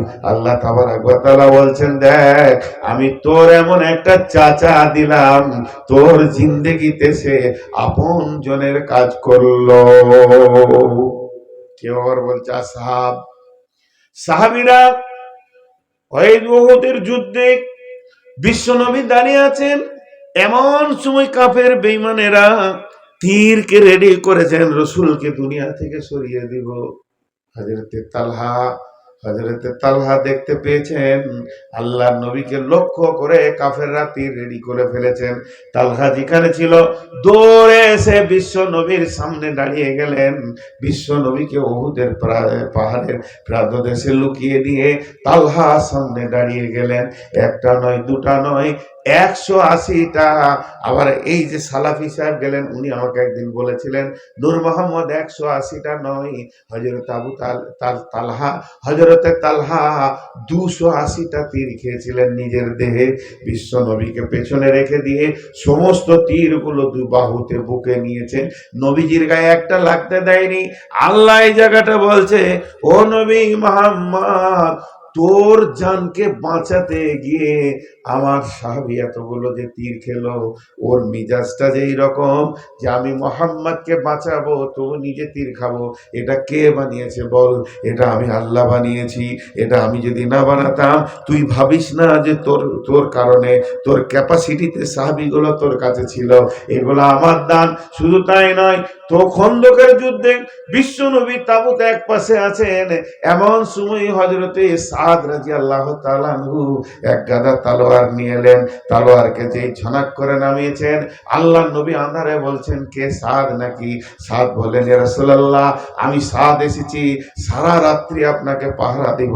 আমার সাদের মতো লাখো প্রাণ থেকে একটা নবী মুহাম্মদের প্রাণের মূল্য অনেক বেশি, আমি সারা রাত পাহারা দিব। শুধু তাই নয়, জিহাদের ময়দানে তুমি যখন উঠতে পারছিলে না, পাথরের উপরে মহড়া দিতে পারছিলে না, হযরতে তালহা তোমার পায়ের নিচে শুয়ে গিয়ে বলেছিলেন, ইয়া রাসূলুল্লাহ, আমার বুকে পা দিয়ে আপনি উঠে যান। এই যে মিজাজগুলো আমি বানিয়েছি, আবু বকরের মিজাজ, উমরের মিজাজ, এক কথা যত সাহাবী তোমাকে জানের থেকে ভালোবেসেছে, এই মিজাজটাকে তৈরি করেছে, তাদের মনটাকে তৈরি করেছে। নবী হে, এর পেছনে আমি আল্লাহর কি কোনো মেহনত নাই? ওয়াজাদাকা দাল্লান ফাহাদা ওয়াজাদা আইলান ফাগানা আলাম ইয়াজিদকা ইয়াতীমা ফাআওয়া। তোমাকে যে ঠিকানাগুলো আমি দিয়েছি, থাকার জায়গাগুলো দিয়েছি, যারা তোমার পেছনে এসে মেহনত করে তোমার জান বাজি রেখে দুনিয়া করেছে, সেই সাহাবীগুলোকে তুমি কি ভুলে গেছো নাকি? তাইলে এখন আমি বললাম, তোমাকে অতি সত্তর একটা জিনিস দিব, খুশি হয়ে যাবে। এত কেন তোমার কৌতূহল তৈরি হলো? একটা হলো আবু তালেব, একটা হলো সাহাবী। আবার কেউ বলছেন না, আল্লাহর দেওয়া উপহার হলো বিবিরা। যতগুলো নবীর বিবি ছিল, সব বিবিগুলো আল্লাহর তরফ থেকে দেওয়া, একটা গুণান্বিত। তাহলে একটা বিবি এমন ছিলেন যে জীবনে সতীনের মুখ দেখেনি, সেই বিবিটার নাম হলো আম্মা জান খাদিজা। রসুলের যৌবনকালের সাথী, রসুলের সব থেকে একনিষ্ঠ সাথী একটাই বিবি ছিলেন। আল্লাহ নবী মত পর্যন্ত ভুলতে পারেননি, তিনি পৃথিবী থেকে চলে গেছেন। আম্মা জান আয়েশা একদিন বর্ণনা করছেন, বিশ্ববাসী রে, আমরা নবীজির মুখ থেকে খাদিজার নাম এত বেশি শুনতাম, ওকে সতীন হিসেবে কোনোদিন দেখিনি। কারণ খাদিজা যতদিন বেঁচে ছিলেন, বিশ্ব নবীর দ্বিতীয় কোনো বিয়ে করেননি। ওই খাদিজা আল্লাহ রসুলের কাছে এত প্রাণ প্রিয়া বিবি ছিল যে আমার এত বর্ণনা করতেন, খাদিজা আমার এমন, খাদিজা আমার এরকম, খাদিজা আমার এই করেছে, খাদিজা আমার ওই করেছে, খাদিজাকে আল্লাহ সালাম দিয়েছেন, খাদিজাকে জিবরাইল সালাম দিয়েছেন। আমি ঘাড়ে হিরাতে যখন 6 মাস কেঁদেছিলাম, প্রতিদিন খাদিজা আমার খাবার পৌঁছে দিত। রাস্তাটা কতটা, মরুভূমি পাহাড়ের রাস্তা, চড়াই উতরাই 8 থেকে 10 কিলোমিটার রাস্তা, তারপরে আবার 2500 ফুট উঁচু। একটা মহিলা আমাদের মতো পুরুষ পুরুষ উঠতে গিয়ে দম লেগে যাচ্ছে, আমি 2বার উঠেছি গাড়ে হেরাতে, দম লেগে গেছে, পেঁয়াজ লেগে গেছে। বন্ধুরা আমার, সেই জায়গায় খাদিজা নর্মালি খাবার পৌঁছাতেন। খাদিজা আমার এই করেছে ওই করেছে। আম্মা জান আয়েশা বলছেন, আমি নবীজির মুখে এত বেশি খাদিজার কথা শুনতাম, মনে মনে হতো যেন আমাদের ওই সতীনটা এখনো বেঁচে আছে। তাই আমাদের হিংসা লাগতো। একদিন আমি বলে দিলাম, ইয়া রাসূলুল্লাহ, আমার মতো একটা যুবতী ইয়ং মেয়ে পেয়েও কি আপনি ওই বুড়ি খাদিজাকে ভুলবেন না? রসুল কাঁদতে লাগলেন। রসুল কাঁদতে লাগলেন। কাঁদতে কাঁদতে আমাকে বলতে শুরু করলেন, রে আয়েশা, তাহলে খাদিজার ব্যাপারে তোমরা শোনো, তোমাকে এবার বর্ণনা করি। কি বর্ণনা করবেন? বললাম, আবু তালেব একদিন চিন্তা করছে ভাতিজার বিয়ে দিতে হবে, আর একটা কাজ খুঁজে দিতে হবে। ছেলেটাকে এতিম অবস্থায় নিয়ে তিলে তিলে এত বড় হলো, খালি একটা বউ আর একটা কাজ হলেই আমি বেঁচে যাব। আর কতদিন ওকে নিয়ে বুড়া হারে মানুষ করব? কাজ খুঁজছে। একজন এসে বললেন, আবু তালিব, তোমার ভাতিজাকে কাজ দিবে, একটা কাজ পাওয়া যাবে। কোথা গো? বলে, ওই খাদিজা নামে একটা মেয়ে আছে, বিধবা, জমিদার ফ্যামিলির মেয়ে, রাজ ফ্যামিলি, বড় টাকাওয়ালা, ওর ব্যবসা আছে, ওই ব্যবসাও কন্ট্যাক্টে দিবে, কাপড়ের ব্যবসা, ওর কাছে বুঝে নিবে মাল, আবার দেশ বিদেশে বেঁচে আসবে, ও লাভটা নিবে, ওকে দিবে, নিবে, একটা হিসাব করে ও ব্যবসা দেয়। ঠিকই নাকি? বলে হ্যাঁ। সকালবেলায় উঠে বলছে, বেটা মোহাম্মদ, তোকে নিয়ে একটা কাজ খুঁজে আসি। চলে গেলেন। কোথা গেলেন? খাদিজার ঘরে।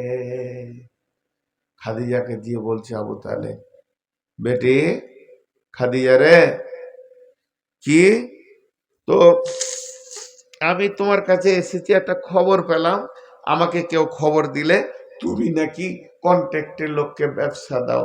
এই দেখো, এই ছেলেটাকে চিনো কি চিনো না? এটা আমার ভাতিজা, আব্দুল্লাহর বেটা, আমার ভাইয়ের বেটা। ভাইটাও মরে গেছে, ভাবিটাও মরে গেছে, দুজনাই নাই। এতিম আমি মানুষ করছি, ওর ভাই বোন কেউ নাই, আমার কাছে মানুষ হচ্ছে, এখন অনেক বড় হয়ে গেছে। তোর একটা কাজ তুমি দিবে, তুমি দিবে। যদি দাও তো এই ছেলেটা দুটি রুজি রুটির ব্যবস্থা হয়ে যেত। তো খাদিজার এবার ফিলিংসটা দেখেন। খাদিজা কথা বলছেন আবু তালেবের সঙ্গে, কিন্তু দৃষ্টি আছে মোহাম্মদ সাল্লাল্লাহু আলাইহি সাল্লামের দিকে। আর রাসূলুল্লাহ সাল্লাল্লাহু আলাইহি সাল্লাম তখন ঘাড় নিচু করে বসে আছে। ছোট থেকে আদো বলা ছিল, চকবক চকবক চারিদিকে তাকাবে এরকম ছিল না, মহিলার দিকে তাকাবে এরকম ছিল না, মাথা নামু করে আছে। চাচা কথা বলছে, ও আমরা মাথা নামু করে বসে আছে। সেদিকে তো পর্দা ছিল না। খাদিজা তৌরাতের তৌরাতের হাফিজা ছিলেন। আগের কিতাব তৌরাত ইনজিলের হাফিজা ছিলেন, গোটাটা মুখস্থ ছিল। শুধু তাই ছিল না, খাদিজা ব্রেনিয়ান ছিলেন, কতটা ও তফসির পর্যন্ত জানতো। ওখান থেকে শুনেছে, ও নিজে পড়েছে, একটা মোহাম্মদ নামে নবী আসবে, তার চেহারাটা এরকম হবে, চুলগুলো কুচকানো কুচকানো হবে, নাকের আগালটা হালকা টাড়া হবে, চেহারা উজ্জ্বল বর্ণ হবে, চাপা ভুরু হবে, চেহারাটা দেখতে বড় সুন্দর হবে। খাদিজা রসুলের চাচার সঙ্গে কথা বলছে, আর ব্রেনে তৌরাতের সঙ্গে ইনজিলের সঙ্গে রসুলকে মিলিয়ে মিলিয়ে দেখছে, মনে হচ্ছে যেন এটাই নবী হবে। কথাটা ক্লিয়ার হলো না, ওর মনটা খালি বলে হতে পারে, খুব ক্লিয়ার নয়। খাদিজা কথা দিলে, হ্যাঁ দিব, ওকে কাজ দিব, কাল সকালে পাঠিয়ে দিন, ও কাজ করবে। বিশ্বনবী সকালে গেলেন, কাজের নিয়তে বেরিয়ে গেলেন। খাদিজা বড় একটা কাপড়ের বট গাঁটকে তৈরি করে সুন্দর করে বেঁধে বললেন, মুহাম্মদ যাও, তুমি বাণিজ্যে বেরিয়ে যাও, এগুলো ব্যবসা করে নিয়ে এসো, তারপরে যেটা লাভ হবে তোমার আর আমার। এইবার আল্লাহর নবী যখনই বেরিয়ে যাবেন, মাইসারা বলে একটা যুবককে ডাকলেন খাদিজা, বললেন মোহাম্মদ, এই মাল তোমাকে বহন করতে হবে না, এই মালকে বহন করার জন্য আমি তোমাকে একটা গোলাম দিছি, গোলামটা সঙ্গে নিয়ে যাও। গোলামটা সঙ্গে নিলেন মাইসারাকে, এবার চলে গেলেন ঘুরতে ঘুরতে ঘুরতে ঘুরতে নবীজি শামে পৌঁছে গেলেন। শামে পৌঁছানোর পর মাইসারাকে বলছে, মাইসারা আমি ক্লান্ত হয়ে গেছি, এবার আর হাঁটতে পারছি না, কাপড়টা এখানে নামাও, তুমি কাপড়ের পাশে বসে থাকো আর আমি একটু রেস্ট করে নি। নবীজি একটু বলছে আমি একটু ঘুমিয়ে নি 1-2 মিনিট, তুমি এখানে বসো, কাপড়টা দেখো। এদিকে খাদিজার ভিতরে জোয়ার ভাটা শুরু হয়েছে। পাঠানো ঠিক হলো না, ওর তো অনেক দুশ্মন হবে, ওকে তো মার্ডার করার লেগে লোক ধরে বেড়াবে, ওর তো অনেক দুশ্মন হবে, পাঠানো ঠিক হলো না, পাঠানো ঠিক হলো না। আর দিল বেচেন, কখন ঘুরে আসবে, কখন নিরাপত্তায় পৌঁছাবে। আর মাইসারা বসে বসে কাপড় জুগাইছে, বিশ্বনবীর চোখ লেগে গেছে, শুয়ে গেছে। একটা দল পেরিয়ে গেছে ওইদিকে, জি, খ্রিস্টানদের দল, খ্রিস্টানদের দল ওইদিকে পেরিয়ে গেছে। আর ওদের যেটা পোপ, পোপ মানে হচ্ছে পাদরি, আরবিতে বলে হিব্রু, মানে আমাদের যেমন আলিম, ওদের ওইরকম বড় আলিম একটা খ্রিস্টানদের পেরিয়ে গেছে। আর ওর পেছনে গাদা শিষ্য যেছে, যেতে যেতে যেতে যেতে থমকে দাঁড়িয়ে গেল রসুলকে দেখে, এমনি করে দাঁড়িয়ে গেল। ওর যাওয়াটা যেন হঠাৎ ব্রেক হয়ে গেল। যেই ব্রেক হয়ে গেল, যে ওই পোপ জিজ্ঞেস করছে, এই তোর নাম কি রে, তোর নাম কি? ওই যুবকটাকে, আমার নাম মাইসারা। ও, এটাকে, ওর নাম কি? বলে ওর নাম হচ্ছে মোহাম্মদ সাল্লাল্লাহু আলাইহি ওয়াসাল্লাম। ও, তোরা কোথা থেকে এসছিস? মক্কা থেকে। এই মাল কার? মাল খাদিজার। ও মহিলা সবাইকে ব্যবসা দেয় লাভের ভাগাভাগিতে, তো ওই মোহাম্মদ সাল্লাল্লাহু আলাইহি সাল্লাম ওর ম্যানেজার, ওর ব্যবসা, ওর ভাগাভাগিতে লাভ ব্যবসা করতে এসছি, আমি এসছি মাল বহন করার লেগে। পোপ বলছে ঘুমাতে দিস না, ওকে উঠিয়ে এনে আর শাম সিরিয়াতে থাকিস না, সোজা মক্কা ফিরে চলে যা। আমি যেটা বুঝছি, আমার জ্ঞান দিয়ে এটাই শেষ নবী হবে। ওর চেহারা বলছে এটা আখিরি পয়গাম্বর হবে। আর যদি জানতে পেরে যায় এখানকার দুশ্মনেরা ওকে মেরে দেবে রে, তুই সোজা নিয়ে চলে যা মক্কা। বিশ্বনবী উঠলেন, চলো দেশে ফিরবো। ফিরে যখন আসছে, খাদিজার কাছে গিয়ে উঠলো, মালগুলো ভাগাভাগি করে দিল, যেটুকু হ্যাঁ ঠিক আছে।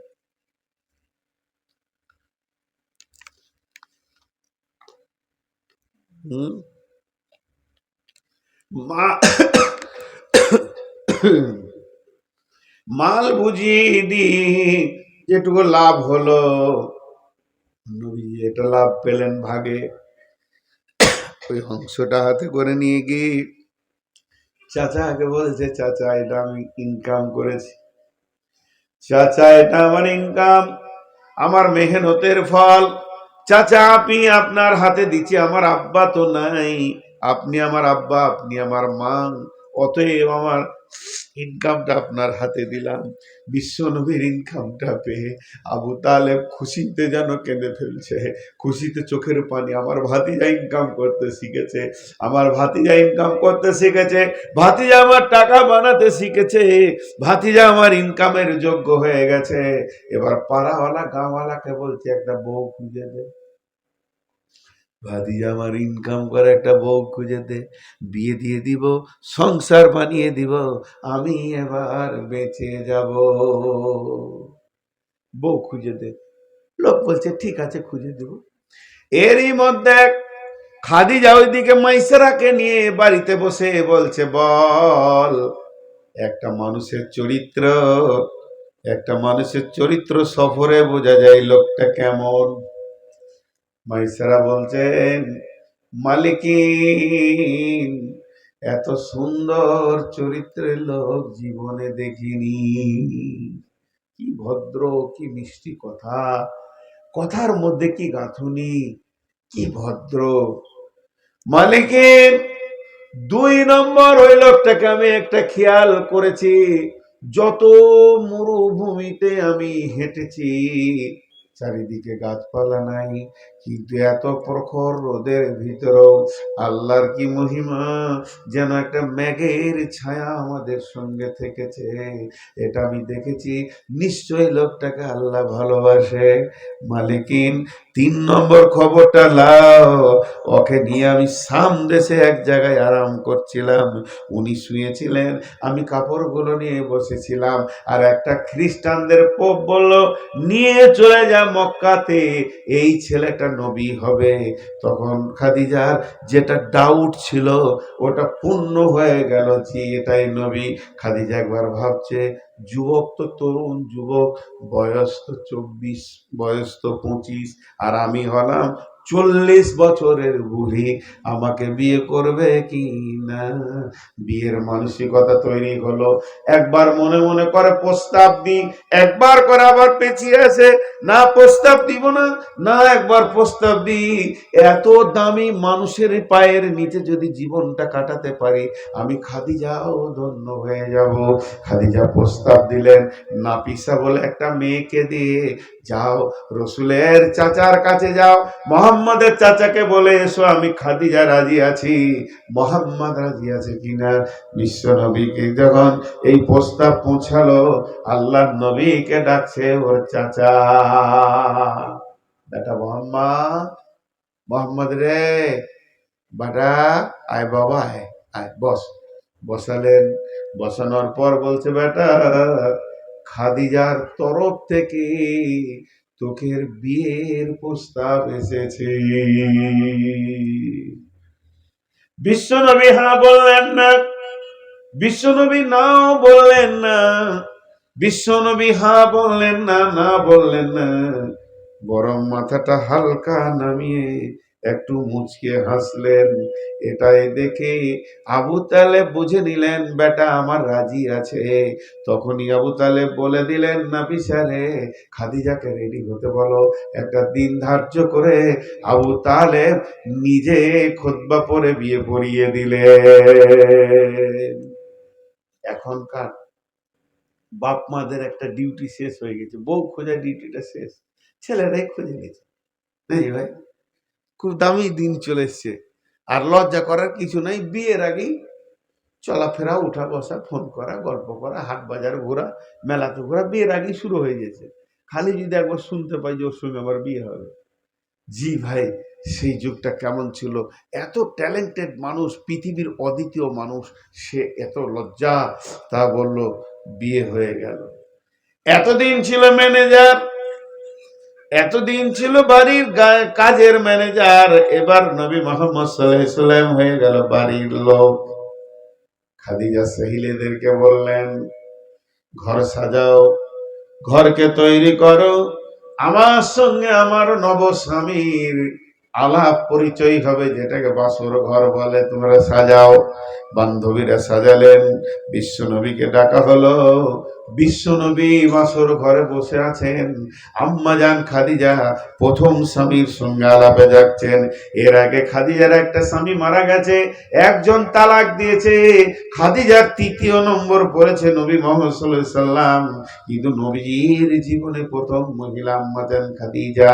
এবার খাদিজা যখন গিয়ে দেখছেন নবীর মুখ যেন ভারাক্রান্ত হয়ে রয়েছে, এমনিতেই মেয়ে ছেলেরা একটু বেশি কথা বলে, খাদিজা মুখ খুলে দিলেন, ইয়া মুহাম্মদ, তুমি আমার অধীনস্থে কাজ করেছো, আমার কাছে ব্যবসা করেছো, আমার ব্যবসা থেকে তুমি কিছু করেছো বা দিন দুনিয়া করছো, এর জন্য আমার প্রস্তাবকে প্রত্যাখ্যান করতে পারোনি। আমায় যে প্রস্তাব পাঠিয়েছি বিয়ের, ওটাকে না বলতে পারোনি।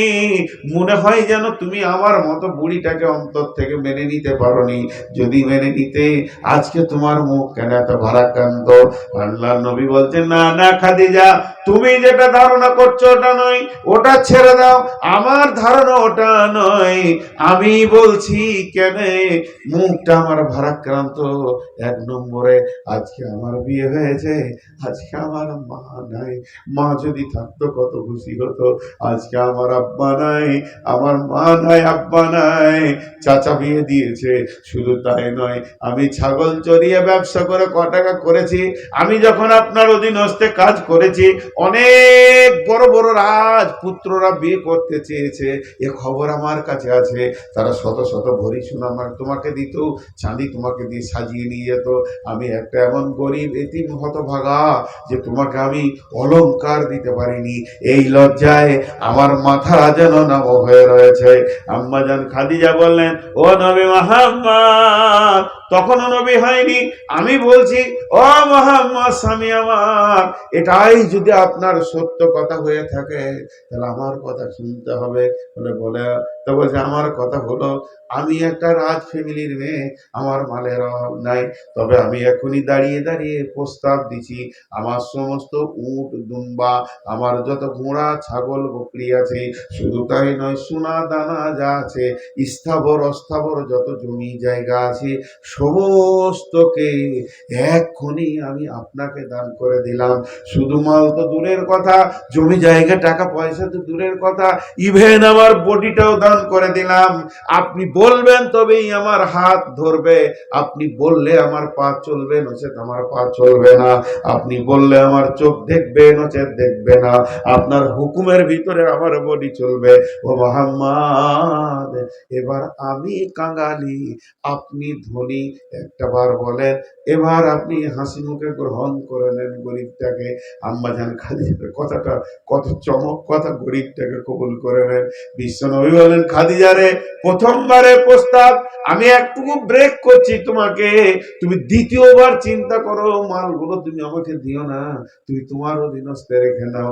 যদি আমাকে দাও তাহলে আমার একটা অভ্যাস আছে, তোমাকে বলে দিই, মাল থাকলে আমি দান করে দিই। এতিম কাঁদবে, বিধবা কাঁদবে, রাস্তাঘাটে ফকির কাঁদবে, মিসকিন কাঁদবে, এটা আমি সহ্য করতে পারবো না। অভাবীকে আমি চোখে দেখতে পারবো না। ওদের সমস্ত মাল হয়তো দান হয়ে যাবে, তবে তোমার অধীনে থাকলে তুমি নিজের মতো করে রাখবে। আল্লাহ নবীকে বলে দিলেন, খাদিজা, আমি দান করেছি তো করেছি, মন গেলে রেখেলেন, মন গেলে আপনি দান করে দেন। বিশ্ব নবী কাঁদতে কাঁদতে বলেছিলেন, আয়েশা রে, ওর কথা আমি মহৎ পর্যন্ত ভুলবো না। আয়েশা, যখন আমাকে কেউ বিশ্বাস করেনি, জীবনে প্রথম আমাকে খাদিজা বলেছিলেন মুহাম্মাদুর রাসূলুল্লাহ, আমাকে রাসূল বলে কবুল করে নিয়েছিলেন। আশহাদু আল্লা ইলাহা ইল্লাল্লাহু ওয়া আশহাদু মুহাম্মাদান আবদুহু ওয়া রাসূলুহু, মহিলা প্রথম ঈমান এনেছিলেন। যখন আমাকে কেউ 1 টাকা দেয়নি, সেই দিন খাদিজা সর্বস্ব দিয়েছে। আয়েশা রে, আমি কেমন করে খাদিজাকে ভুলি? খাদিজা যেদিন পৃথিবী থেকে বিদায় নেয়, আমি এত নিঃস্ব, আমাকে একটা কাফন কেনার পয়সা ছিল না। আমার চাচার একটা চাদরকে জড়িয়ে দিয়েছি, মাথা ঢাকছি, পা খুলেছে, পা ঢাকছি তো মাথা খুলেছে। এই অবস্থায় ওর পায়ের দিকে দুটা ঘাস দিয়ে ঢেকে দিয়ে দাফন দিয়েছি রে খাদিজাকে, এরই নাম খাদিজা। তারা বিশ্ব নবী কেমন ছিলেন? আল্লাহ বলছেন, নবী হ্যাঁ, আলাম ইয়াজিদিকা ইয়াতীমান ফাআওয়া, এই যে খাদিজাকে তোমাকে দেওয়া হয়েছে, এটাও আমি আল্লাহ দিয়েছি। একটা জিনিস দেবো বলেছি, তা তোমার এত কৌতূহল হয়ে গেছে, খাদিজাকে কে দিলে? এখন একটা ছোট্ট কথা বলবো, ভাই উঠিয়েন না, একবারে 12টা বাজিয়ে ছেড়ে দেবো। আমার 12টা বাজবে, সবারও 12টা বাজবে। হ্যাঁ, চুপ করে। না, আমার মাইকে কষ্ট হচ্ছে, না আমার মাইকে কষ্ট হচ্ছে, আর আমার 600 সুগার, 600 এতগুলো ওষুধ নিয়ে ঘুরছি। আর আজকে আমাকে এই রাতেই বাড়ি গিয়ে, ওই যে ফর্ম ফিল আপের লাফালাফি চলছে, অনেক দিন যায়নি, এখন বাড়ি যাব। আজকে আবার রসুনগঞ্জে আসবো জালসা করতে, বাড়ি গিয়ে কত চাপ আছে। তো যে কথাটা আপনাদেরকে বলছি, না হলে অন্য কি কথা বলতে গেলে চলে যাবে। মা বোনেরা ধ্যান দিয়ে শুনেন, স্বামীকে কিভাবে দেখতে হয় খাদিজার কাছে জ্ঞান নেয়। এখন আপনাদের কারো ছেলের বিয়ে হয়নি, আমাকে বলছেন একটা মেয়ে দেখে দেন, ছেলের বয়স কত? 25। ছেলে আমার গ্র্যাজুয়েশন আছে, মাস্টার্স করেছে, ভালো ছেলে, আমার ব্যবসা বাণিজ্য আছে, একটা মেয়ে দেখে দেন। আমি যদি বলি যে হ্যাঁ একটা মেয়ে আছে বর্ধমানে, খুব সুশ্রী, দেখতে অতি সুন্দর, দেখলেই আমার পছন্দ হয়ে যাবে আপনার, কিন্তু মেয়ের বয়স 40, বিয়ে দিবেন? আরে কথা বলে না, বিয়ে দিবেন? বিয়ে দিবেন না তো যুবকরা করবে, এই যুবকের দল করবে 40 বছরে? করবে না। প্রথম বলবে বুড়ি। এখন আমার কথা, যে বিশ্ব নবীকে আল্লাহ ওই খাদিজাকে চয়েস করলেন কেন? আজকের বক্তব্য চরিত্র, উদীয়মান তরুণ যুবক, বিশ্বনবী 40 বছরের যুবক, মানে ধরলেন প্রেম ময়দানে দ্রুতগামী ঘোড়ার মতো ওনার রক্ত। সেই অবস্থায় বিশ্ব নবীকে খাদিজাকে দিয়া হলো কেন? শুনেলেন কারণগুলো। এক নম্বরে হলো খাদিজা সেই জামানার বিশ্ব সুন্দরী ছিলেন, বাহ্যিক দৃষ্টিতে অত সুন্দর মহিলা কেউ ছিল না। 2 নম্বরে তিনি পণ্ডিত ছিলেন, তৌরাত জবুর ইনজিলের বিখ্যাত মুফাসসির পণ্ডিত ছিলেন। 3 নম্বর, মালি ক্ষমতা ছিল, রাজ ফ্যামিলির মেয়ে, ওকে দেখে কাফের মুশরিকরা খানিক ভয় পেত। বিশ্ব নবীকে এই জন্যই আল্লাহ তাবারাক ওয়া তাআলা চয়েস করলেন খাদিজাকে।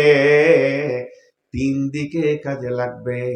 একদিকে আমার নবীর যৌন চেতনাকে তিনি মিটাবেন, যৌন চাহিদা মিটাবেন, অতি সুশ্রী মেয়ে। 2 নম্বরে মালিক ক্ষমতার কাজে লাগবে, দিনের কাজে লাগবে। 3 নম্বরে হলো বিচক্ষণ মেয়ের, এই যে ব্রেনের হাদিস কোরআনের তফসির রয়েছে, হাদিস কোরআন বলছি, তৌরাত ইনজিলে তফসির রয়েছে, এগুলোতে সে রসুলকে সাহায্য করবে। বিশ্বনবী যেদিন মার খেতেন, রক্তাক্ত অবস্থায় ক্লান্ত হয়ে কারো কাছে মার খেয়েছেন, কেউ জুতো মেরেছে, কেউ বেজ্জুতি করেছে, কেউ উটের ভুঁড়ি চাপিয়ে দিয়েছে, কলার ধরে টান মেরেছে। ভারাক্রান্ত নবী মুসলিম বাড়ি ঢুকতেন, খাদিজার চেহারায় বুঝে নিত আজকে নবীজি কষ্ট পেয়েছেন। পাশে গিয়ে বলতো, ইয়া রাসূলুল্লাহ, ইয়া হাবিবাল্লাহ, আপনাকে চিনতে পারেনি, আপনি ক্ষমা করে দেন। আপনি ভারাক্রান্ত হবেন না, নিচু হবেন না, নিশ্চয়ই আল্লাহ আপনাকে আখিরি পয়গম্বর বানিয়েছে, একদিন আপনি উঁচু করে পৌঁছে যাবেন। যেদিন বিশ্বনবী 2-10 জনকে কালেমা পড়াতেন, ইসলামের অন্তর্ভুক্ত করতেন, সেদিনও খাদিজা আনন্দের মধ্যে দিয়ে দিন কাটিয়ে রসুলকে বুঝিয়ে দিতেন আপনাকে আল্লাহ কত সম্মান দিয়েছেন। তার মানে নেগেটিভ পজিটিভে উভয়ই খাদিজা পজিটিভ দেখাচ্ছেন রসুলকে, আবার রসুলকে ভালোবাসতেন। এই জ্ঞানটা একমাত্র খাদিজার ছিল।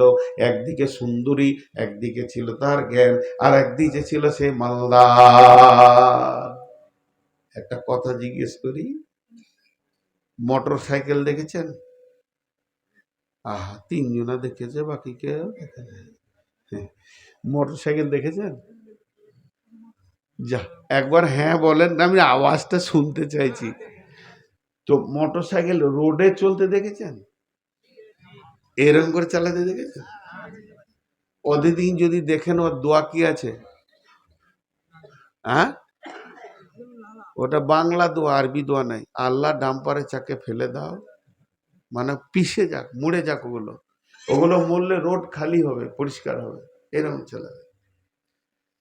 আপনাদেরকে জিজ্ঞেস করছি, ঠিক উত্তর দিবেন। মোটর সাইকেলের হ্যান্ডেলটা যার হাতে, তার বয়স 25, আর পেছনে যেটা প্যাসেঞ্জার চেপেছে মহিলা, তার বয়স 19। হ্যান্ডেল ঠিক থাকবে? হ্যাঁ, ও যদি চালায় 80-তে, পেছন থেকে আর খানিক পাওয়ার দেবে, আরো তোলো, তাড়াতাড়ি যেতে হবে। হবে কি হবে না? আরে হিন্দি গান বলেন একটা, শুনি তাও। আছে না গান একটা, দোনো জওয়ানি কা মস্তি মে तेरा कसूर ना मेरा कसूर, ना तूने सिंगल देखा ना मैंने सिंगल देखा, एक्सीडेंट हो गया रब्बा रब्बा। তুইও জওয়ান আমিও জওয়ান, মস্তিতে মেতে গেছি, না তুই সিগন্যাল দেখলি না আমিও খেয়াল করলাম না, অ্যাক্সিডেন্ট হয়ে গেল, ভেজাল লেগে গেল। তাহলে দুজনাই যদি জওয়ান হয় গাড়ি বেকন্ট্রোল হয়ে যাবে। এবার বলেন, মোটরসাইকেলের হ্যান্ডেল যার হাতে, তার বয়স 24-25, পেছনে বসে আছে বড় বাবু কিংবা খালামা কিংবা ফুফু বসে আছে, তার বয়স হলো 40। একটু আগে বললি বলবে এই থামা, আসতেছ, বলবে না? মার্কেটের লোক আছে, এই আসতেছ, একে কাবু করবে। আল্লাহ তাবারাক ওয়া তাআলা দেখলেন আমার নবী উদীয়মান জওয়ান, আমার নবী স্পিরিট বেড়ে যেতে পারে, কোনো ক্ষেত্রে বেসামাল কথা বলে দিতে পারে। পেছনে প্যাসেঞ্জারটা যদি 40 বছরে না দিই, ওকে কন্ট্রোল করার মতো কেউ থাকবে না। যদি 27 বছরে, যদি 12 বছরে একটা যুবতী দিয়ে দিই, বেকন্ট্রোল চলবে আমার রসুল। এর জন্য খাদিজাকে দিয়ে দিলেন। একদিকে রসুলের চরিত্রকে তিনি ঢেকে রেখেছিলেন, তিনার যৌন ক্ষুধাকে মিটিয়ে, যৌন চাহিদাকে মিটিয়েছিলেন একদিকে জ্ঞানের ভান্ডার দিয়ে রসুলকে সাহায্য করেছিলেন, আর একদিকে মালি সাহায্য করেছিলেন। খাদিজা একবার যদি বলতো কে রে, আয় তোকে দেখে নিব, কাফেররা অন্তত ভয় খেয়ে যেত। এর জন্য আল্লাহ তাবারাক ওয়া তাআলা রসুলের চরিত্র গঠন করার জন্য সুন্দর করে আম্মা জান খাদিজাকে দিলেন। এবার চলেন একটু আগে বাড়ি। রসুলের বয়স যখন 45 বছর, আম্মা জান আয়েশার জন্ম হয়।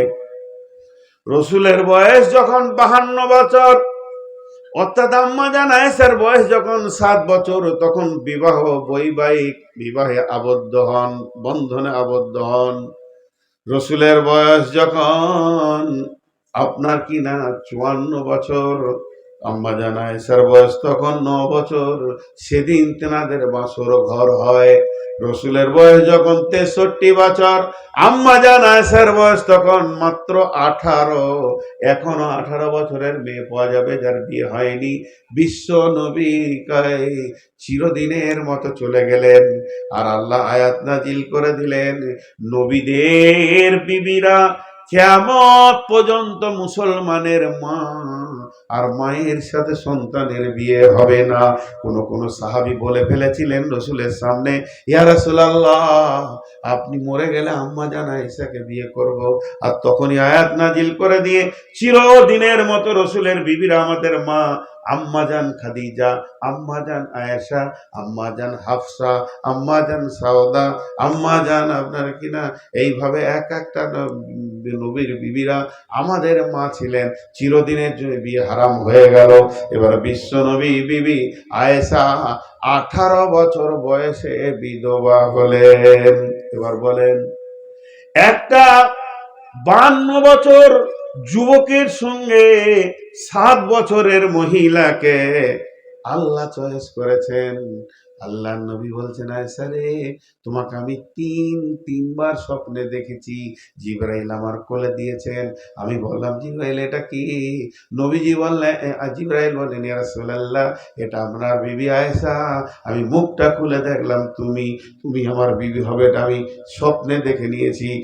আম্মা জান আয়েশা তিনি এমন একজন বিচক্ষণ মেয়ে, 9 বছর বয়সে বাসর ঘরে গেলেন। কিন্তু বাসর ঘরে যেদিন যান, তাহলে রসুল আম্মা জান আয়েশার ব্রেনটা একবার দেখেন কত মেজরিটি হয়েছে। দুটো পুতুল নিয়ে চলে গেছে। আপনাদের দিকে মেয়েরা আগেকার যুগে ছিল, এখন কিনতে পাওয়া যায়, ওই কাপড়কে, পুরাতন কাপড়কে পুতুল বানাতো না, খেলা করতো, মাটির বানাতো। এখন পুতুল কিনে পাওয়া যাচ্ছে, ডল কিনে নিয়ে এসে ছেলেরা খেলছে।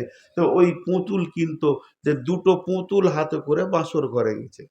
হ্যাঁ, আম্মা জান আয়েশা একদিন ধুলো বালি নিয়ে খেলছে, বিয়ে পড়ানো হয়ে গেছে তখন 7 বছরে, রাস্তায় ধুলো নিয়ে খেলছে, খুব গোটা গায়ে ধুলো আছে। আবু বকর রাদিয়াল্লাহু তাআলা আনহু দেখে ফেলেছেন যে আল্লাহ রসুল আসছেন আর আমার বিটি খেলছে। এই নোংরা দেখলে বিবিকে তো খারাপ লাগবে, যদি হোক বিবি। তো আম্মা জান আয়েশাকে বলছে, মা উঠো, ঘর যাও, হাত মুখগুলো ধুয়ে নাও, রসুল্লাহ সাল্লাম আসছে, তোমার বিয়ে দিয়েছি, ওটা আমার জামাই হলো, তোমার স্বামী হলো, যাও ছোট তো, 7 বছরের মেয়ে কি বুঝবে। বাড়িতে গিয়ে মাকে বলছে, মা আমাকে ভালো করে কাপড় চোপড়গুলো সাফ করে আমার মুখ হাত ধুয়ে দাও, আমার স্বামী আসছে। আব্বা বলল, সাজিয়ে দিল। আল্লাহ রসুলের কাছে ডাইরেক্ট গিয়ে বলছে, আসসালামু আলাইকুম। তা আল্লাহ রসুল বলছে, তো তুমি খুব খেলতে ভালোবাসো না, তোমাকে সব সময় দেখি তুমি খেলা করো, তোমার তো কোনো কাজ নেই, তুমি খেলা করো। বলছে, হুজুর আমি শুধু খেলতে পারি না, দৌড়তে পারি, দৌড়তে পারি। আল্লাহ রসুলের হাত ধরে দৌড়েছিলেন। আল্লাহ রসুলের টান মারলেন, আসেন আমি দৌড়বো। তা আল্লাহ রসুল আম্মা জান আয়েশাকে খুশি করার জন্য দৌড়লেন। হাজি ভাই, ছোট ছেলের পাহা, তাও রসুলের সঙ্গে পারবে না। যেহেতু বড় বড় বিজ্ঞানীরা বলছেন, যারা গবেষণা করেছেন ইসলামী চিন্তাবিদ, যে আল্লাহ রসুলের শরীরে 360টা সৈন্যের ক্ষমতা ছিল। কটা সৈন্য? 360টা। কাউকে একবার থাপ্পড় মারলে ওকে 14 মানে চর ঘুরিয়ে দিত, সেই নবী। তা আল্লাহ রসুল আমাদের আয়েশাকে খুশি করার জন্য একটু ঢিলা দিলেন, আর আমাদের আয়েশা এগিয়ে গেল।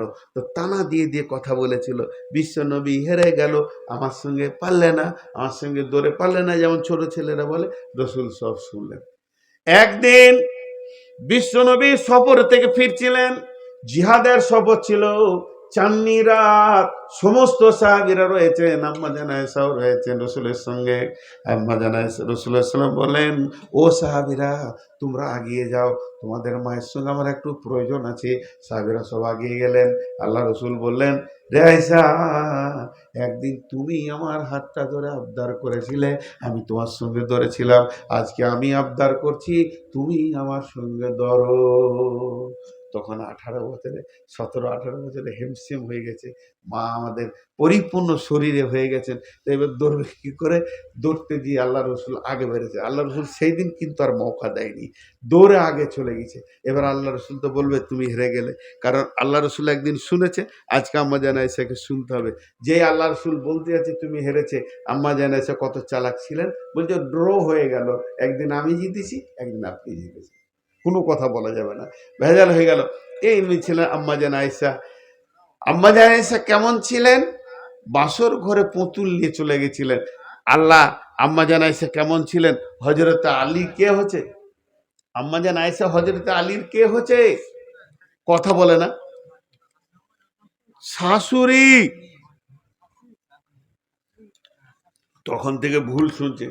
আম্মা জান আয়েশা রসুলের বিবি, আর হযরত আলী ফাতেমার স্বামী, ফাতেমা হলো রসুলের বেটি, তাহলে শাশুড়ি হচ্ছে না।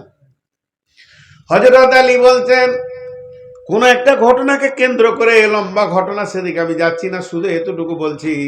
আল্লাহ নবী হযরত আলীকে বলছেন, আলী রে, তোমার শাশুড়ি সম্পর্কে তুমি কিছু বলো। হযরত আলী হেসে বলছেন, আমার শাশুড়ি অতি ছোট মানুষ, এর থেকে আর কিছু আমি বলবো না, এখনো পরিপূর্ণ জ্ঞান হয়নি। বাড়িতে যদি জামাই আসে, সব থেকে খাওয়ার ব্যবস্থা কে তাড়াতাড়ি করে? বিবি করে না শাশুড়ি করে? ঠিক করে বলেন। শাশুড়ি করে। শাশুড়ি আছে মানে বড় নিয়ামত আছে, দৌড়ে বেড়াচ্ছে। হযরত আলী বলছেন, আমি আপনার ঘর বেড়াতে গেছি, আমার শাশুড়ি মা আয়েশা আমাকে রুটি বানিয়ে খাওয়াবে, এর জন্য তাড়াহুড়ো করে রুটি নিয়ে বসেছে। রুটি এমনি করে গুনছে, এমনি করে আটাটা টিপতে টিপতে হাঁটার ভিতরে হাত ভরে দিয়ে ঘুমিয়ে গেছে। ছোট মানুষ তো, ওইদিকে বকরিতে আটা খেয়েছে। তাহলে কেমন শাশুড়ি? একদিকে আমার শাশুড়ি আটা মানে গোঁদে আটাকে মাখায়, আর একদিকে ময়দা মাখায়, একদিকে বকরিতে খায়, এটা আমার শাশুড়ি। কিন্তু আপনাদের কাছে আমার প্রশ্ন, এই 9 বছরের 7 বছরের মেয়েটাকে 53 বছরের যুবকের সঙ্গে আল্লাহ কেন পছন্দ করলেন? বলেন। 53 বছরের যুবক আর 9 বছরের মেয়ে, এটা সাজমান হয়েছে? কেউ মেয়ের বিয়ে দিবে এরকম? আরে হ্যাঁ না বলেন, দেবে? কোনো মেয়ে করবে? জি না। এখানেও লুকিয়ে আছে চরিত্র। কেন? ধ্যান দেন, যারা 50-55 ঊর্ধ্বে যাদের এখানে বসে আছেন, ছোটদেরকে বলছি না, ছোটরা বাদ, আপনারা এখন এক পাতা কোরআন শরীফ মুখস্থ করে দিতে পারবেন? দুটো কবিতা মুখস্থ করতে পারবেন? আপনারা পারবেন কি পারবেন না জানি না, আমি নিজে পারি না। এখন যদি একটা আয়াত মুখস্থ করতে থাকছে না, সকালে করছি বিকেল, ওই জন্য কোরআন শরীফ কাছে নিয়ে নিয়ে দেখে দেখে দেখে দেখে এখন কথা বলছি, মনে থাকে না, সব ভুলে যায়। তাহলে আল্লাহর নবী এবার এখানে আল্লাহ দেখলেন রসুলের একটা কচি বিবি চাই। ওই যে বাচ্চা ছেলেগুলো বসে রয়েছে ওদেরকে মুখস্থ করিয়ে দেন, মত পর্যন্ত ভুলবে না। আলহামদুলিল্লাহ আমি আব্বার পাশে শুয়ে শুয়ে মুখস্থ করেছিলাম। আব্বা বলতেন, আমি তোতা পাখির মতো বলতাম, আজও ভুলিনি। গভীর রাত্রে যদি ঘুমিয়ে থাকি আর উঠিয়ে দিয়ে যদি বলেন নূর মোহাম্মদ একবার আলহামদুলিল্লাহ বল, ঘুমের ঘরে বলে দিব, এতটুকু ভুল হবে না, চিন্তা হবে না। কেন? ওটা কাঁচা বেরেনে মুখস্থ করেছি। তাহলে কাঁচা বেরেনে সব কিছু মনে থাকে, বুড়া বেরেনে মনে থাকে না। থাকে? জোরে বলেন থাকে? বন্ধুরা আমার, তাহলে রাসূলুল্লাহ সাল্লাল্লাহু আলাইহি সাল্লাম যা কিছু করেছেন, পৃথিবীতে কেমন করে চলেছেন, কেমন করে হেঁটেছেন, কোন পাটা আগে ফেলেছেন, মসজিদে কোন পাটা বের হওয়ার সময় ফেলেছেন, পায়খানায় কোন পায়ে ঢুকেছেন, কোন পায়ে বের হয়েছেন, রসুল কোন হাতে খেয়েছেন, কোন হাতে খায়নি, নাকে পোঁটা আসলে ডান হাত না বাঁ হাত ব্যবহার করবেন, থুতু ডান দিকে ফেলবেন না বাঁ দিকে ফেলবেন, সমস্তগুলো হাদিস লেখা হচ্ছে এক ধার থেকে। তাহলে রসুল যা করেছেন তাই হাদিস। রসুল যেমন করে বসেছেন বসাটা আমার জন্য হাদিস, রসুল যেমন করে শুয়েছেন ওই রকম শোয়াটা হাদিস, রসুল যেমন করে খেয়েছেন ওই খাওয়াটা হাদিস, রসুল যেমন করে নামাজ পড়েছেন ওই নামাজটা হাদিস। তাহলে এগুলো দেখবে কে? দেখবে কে? দেখবে কে? এগুলো দেখবে সাহাবীরা দেখবে। রসুল কেমন করে হাত বেঁধেছেন, কেমন করে অফায়দান করেছেন, কেমন করে রুকু করেছেন, সাজদা করেছেন, রসুল কেমন ভাবে ঘোড়াতে চেপেছেন, কে দেখবে? গাদা সাহাবী হাতে দুই চোখে দেখেছেন। রসুল কোন দোয়া পড়েছেন, রসুল কেমন করে হজ করেছেন, গাদা সাহাবী দেখেছেন, কেউ দেখতে বাকি নাই। রসুল কেমন করে খাচ্ছেন, বাম হাতে না ডান হাতে, কোন দিক থেকে শুরু করছেন থালার, কে দেখেছেন? কে দেখেছেন? সাহাবীরা দেখেছেন, সাহাবীরা দেখেছেন। মিটে গেল। কিন্তু এমন একটা জায়গা আছে, কচি কচি সাহাবীরা দেখেছেন, হুসেন হাসান দেখেছেন, বলে দেবেন না না এমনি এমনি করেছেন, এমনি করে খুতবা দিয়েছেন, বলে দিতে পারবে। কিন্তু একটিবার বলেন, এমন একটা জায়গা আছে রসুল সেখানে কিছু কাজ করবেন, পৃথিবীর কেউ যেতে পারবে না। সেটা কোন জায়গা? জানালার দরজা লাগিয়ে দিয়ে সমস্ত পর্দাগুলো টেনে দেবে, তারপরে রসুল কেমন করে স্ত্রী ব্যবহার করবে পৃথিবীর কেউ দেখতে পারবে না। কারণ ওখানে আবু হুরায়রা যাবে না, আবু জাহল যাবে না, মুআজ বিন জাবাল যাবে না, জাবের যাবে না, জুবায়ের যাবে না। ওখানে কোনো সাহাবীর পারমিশন নাই। রসুলের বিবি বেটি, রসুলের বেটি জামাই কেউ যাবে না। তাহলে ওই বর্ণনাটা কে করবে? কাকে দিয়ে বর্ণনা করা যাবে? স্বামী স্ত্রী মিলন কেমন করে হবে, গোসল কেমন করে হবে, আল্লাহ রসুল কিভাবে মিলেছে, কিভাবে স্ত্রী ব্যবহার করেছে, এই গোপন খবরটা কে এনে দেবে? ওই বুড়ি মাথায় মনে থাকবে না, ওই বিবিদের মাথায় মনে থাকবে না। এর জন্য আল্লাহ রসুলের লেপের তলায়, কম্বলের তলায় একটা কচি মেয়েকে ভরে দিলেন, যাতে করে ওগুলো রেকর্ড করে বের করে নিয়ে চলে আসে। তার মানে হচ্ছে হাদিসের পাতাতে যত স্বামী স্ত্রীর সমস্যা আছে, এই সমাধানটা একমাত্র আম্মা জান আয়েশা করেছে, অন্য কোনো রাবীর নাম নাই। আবু হুরায়রা এখন যেতে পায়নি, খবর পায়নি, যা করেছেন আম্মা জান আয়েশা একা করেছেন। একটা ছোট্ট মতো বলছি, গভীর আর বলবো না, গভীর গুলো জিজ্ঞেস করবেন, আলেমদের কাছে শুনে নেবেন, ওগুলো জলসাই বলার নয়, ওগুলো আলাদা কথা। একটা ছোট্ট মতো বলছি, মদিনাতে মসজিদে বসে আলোচনা হচ্ছে, বিশ্বনবী দুনিয়া থেকে চলে গেছেন, উজু করার পর কি বিবির গালে চুমা দেয় যায় নাকি? না উজুটা ভেঙে যাবে? যাবে যাবে না? যাবে কি যাবে না? উজু করা থাকবে কি উজু ভেঙে যাবে? সাহাবীরা বললেন একমাত্র সমস্যার সমাধান দেবে আম্মা জান আয়েশা। আম্মা জান আয়েশা বেঁচে ছিলেন। যে জিজ্ঞাসা করা হলো, আম্মা জান, বলে কে বাবা? বলে আমরা সাহাবীরা এসেছি কয়েকজন, চিন্তা করছি উজু করার পর বিবির গালে চুমা দেওয়া যাবে কি না। আম্মা জান আয়েশা বললে কোনো অসুবিধা নাই, আমি দাঁড়িয়ে থাকতাম, আল্লাহ নবী বাড়িতে উজু করে যখন মসজিদে যেতেন, কখনো কখনো আমার গালে চুমা দিয়ে চলে যেতেন, নামাজ পড়ে আসতেন। অতএব উজু করার পর বিবির গালে যদি কেউ আনন্দ করে চুমা দিয়ে দেয়, এর জন্য উজু ভাঙবে না। কেমন সমস্যা! এই তো টোটাল হলো রসুলের চরিত্রকে গঠন করেছেন। বিয়ে ছোট হচ্ছে না বড় হচ্ছে এটা বিষয় নাই, 1 নম্বর হলো রসুলের চরিত্র।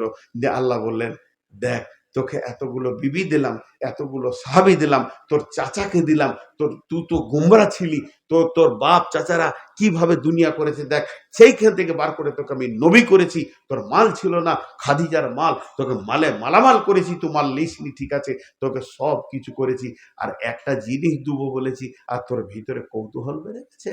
হ্যাঁ, ওলা সাউফা ইউতিকা রাব্বুকা ফাতারজা, এই জিনিসটা কি দিয়েছে আজও পর্যন্ত হাদিস কোরআনে আসেনি, মানে আল্লাহ রাসূলকে দেওয়াই হয়নি। হাজি ভাই, এই গায়ের লোক বলছে নূর মোহাম্মদ তোকে একটা জিনিস দেবো, আমি স্টেজ থেকে নামলাম, পেশাব করলাম, বাথরুম গেলাম, মুখ ধুলাম, উজু করলাম, চা খেলাম, গাড়িতে চাপলাম, গা থেকে বেরিয়ে বালু মোড় চলে গেলাম, মালদা ছেড়ে দিয়ে মুর্শিদাবাদ ঢুকে গেলাম, তখনও পর্যন্ত কিছু দিলে না আমাকে, এরপরে দিবে?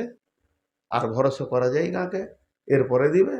মাথা খারাপ, দিবে না। তাহলে আল্লাহ রসুল দুনিয়া থেকে চলে গেলেন, কিছুই দিলেন না আল্লাহ, আস্তাগফিরুল্লাহ। তাহলে আল্লাহ ওয়াদা খেলাফ করছে? জি না।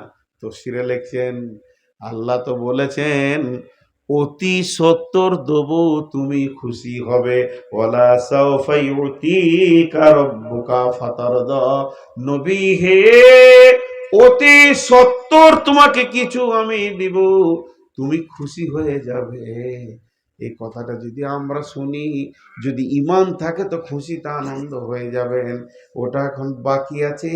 অতি সত্তর বলতে আল্লাহ কিয়ামতকে বুঝিয়েছেন, কিয়ামতের দিনে তোকে প্রাইজ দেব, তোকে খুশি করে দিব, তার মানে তোর উম্মতদেরকে আমি জান্নাতে ভরে দিব।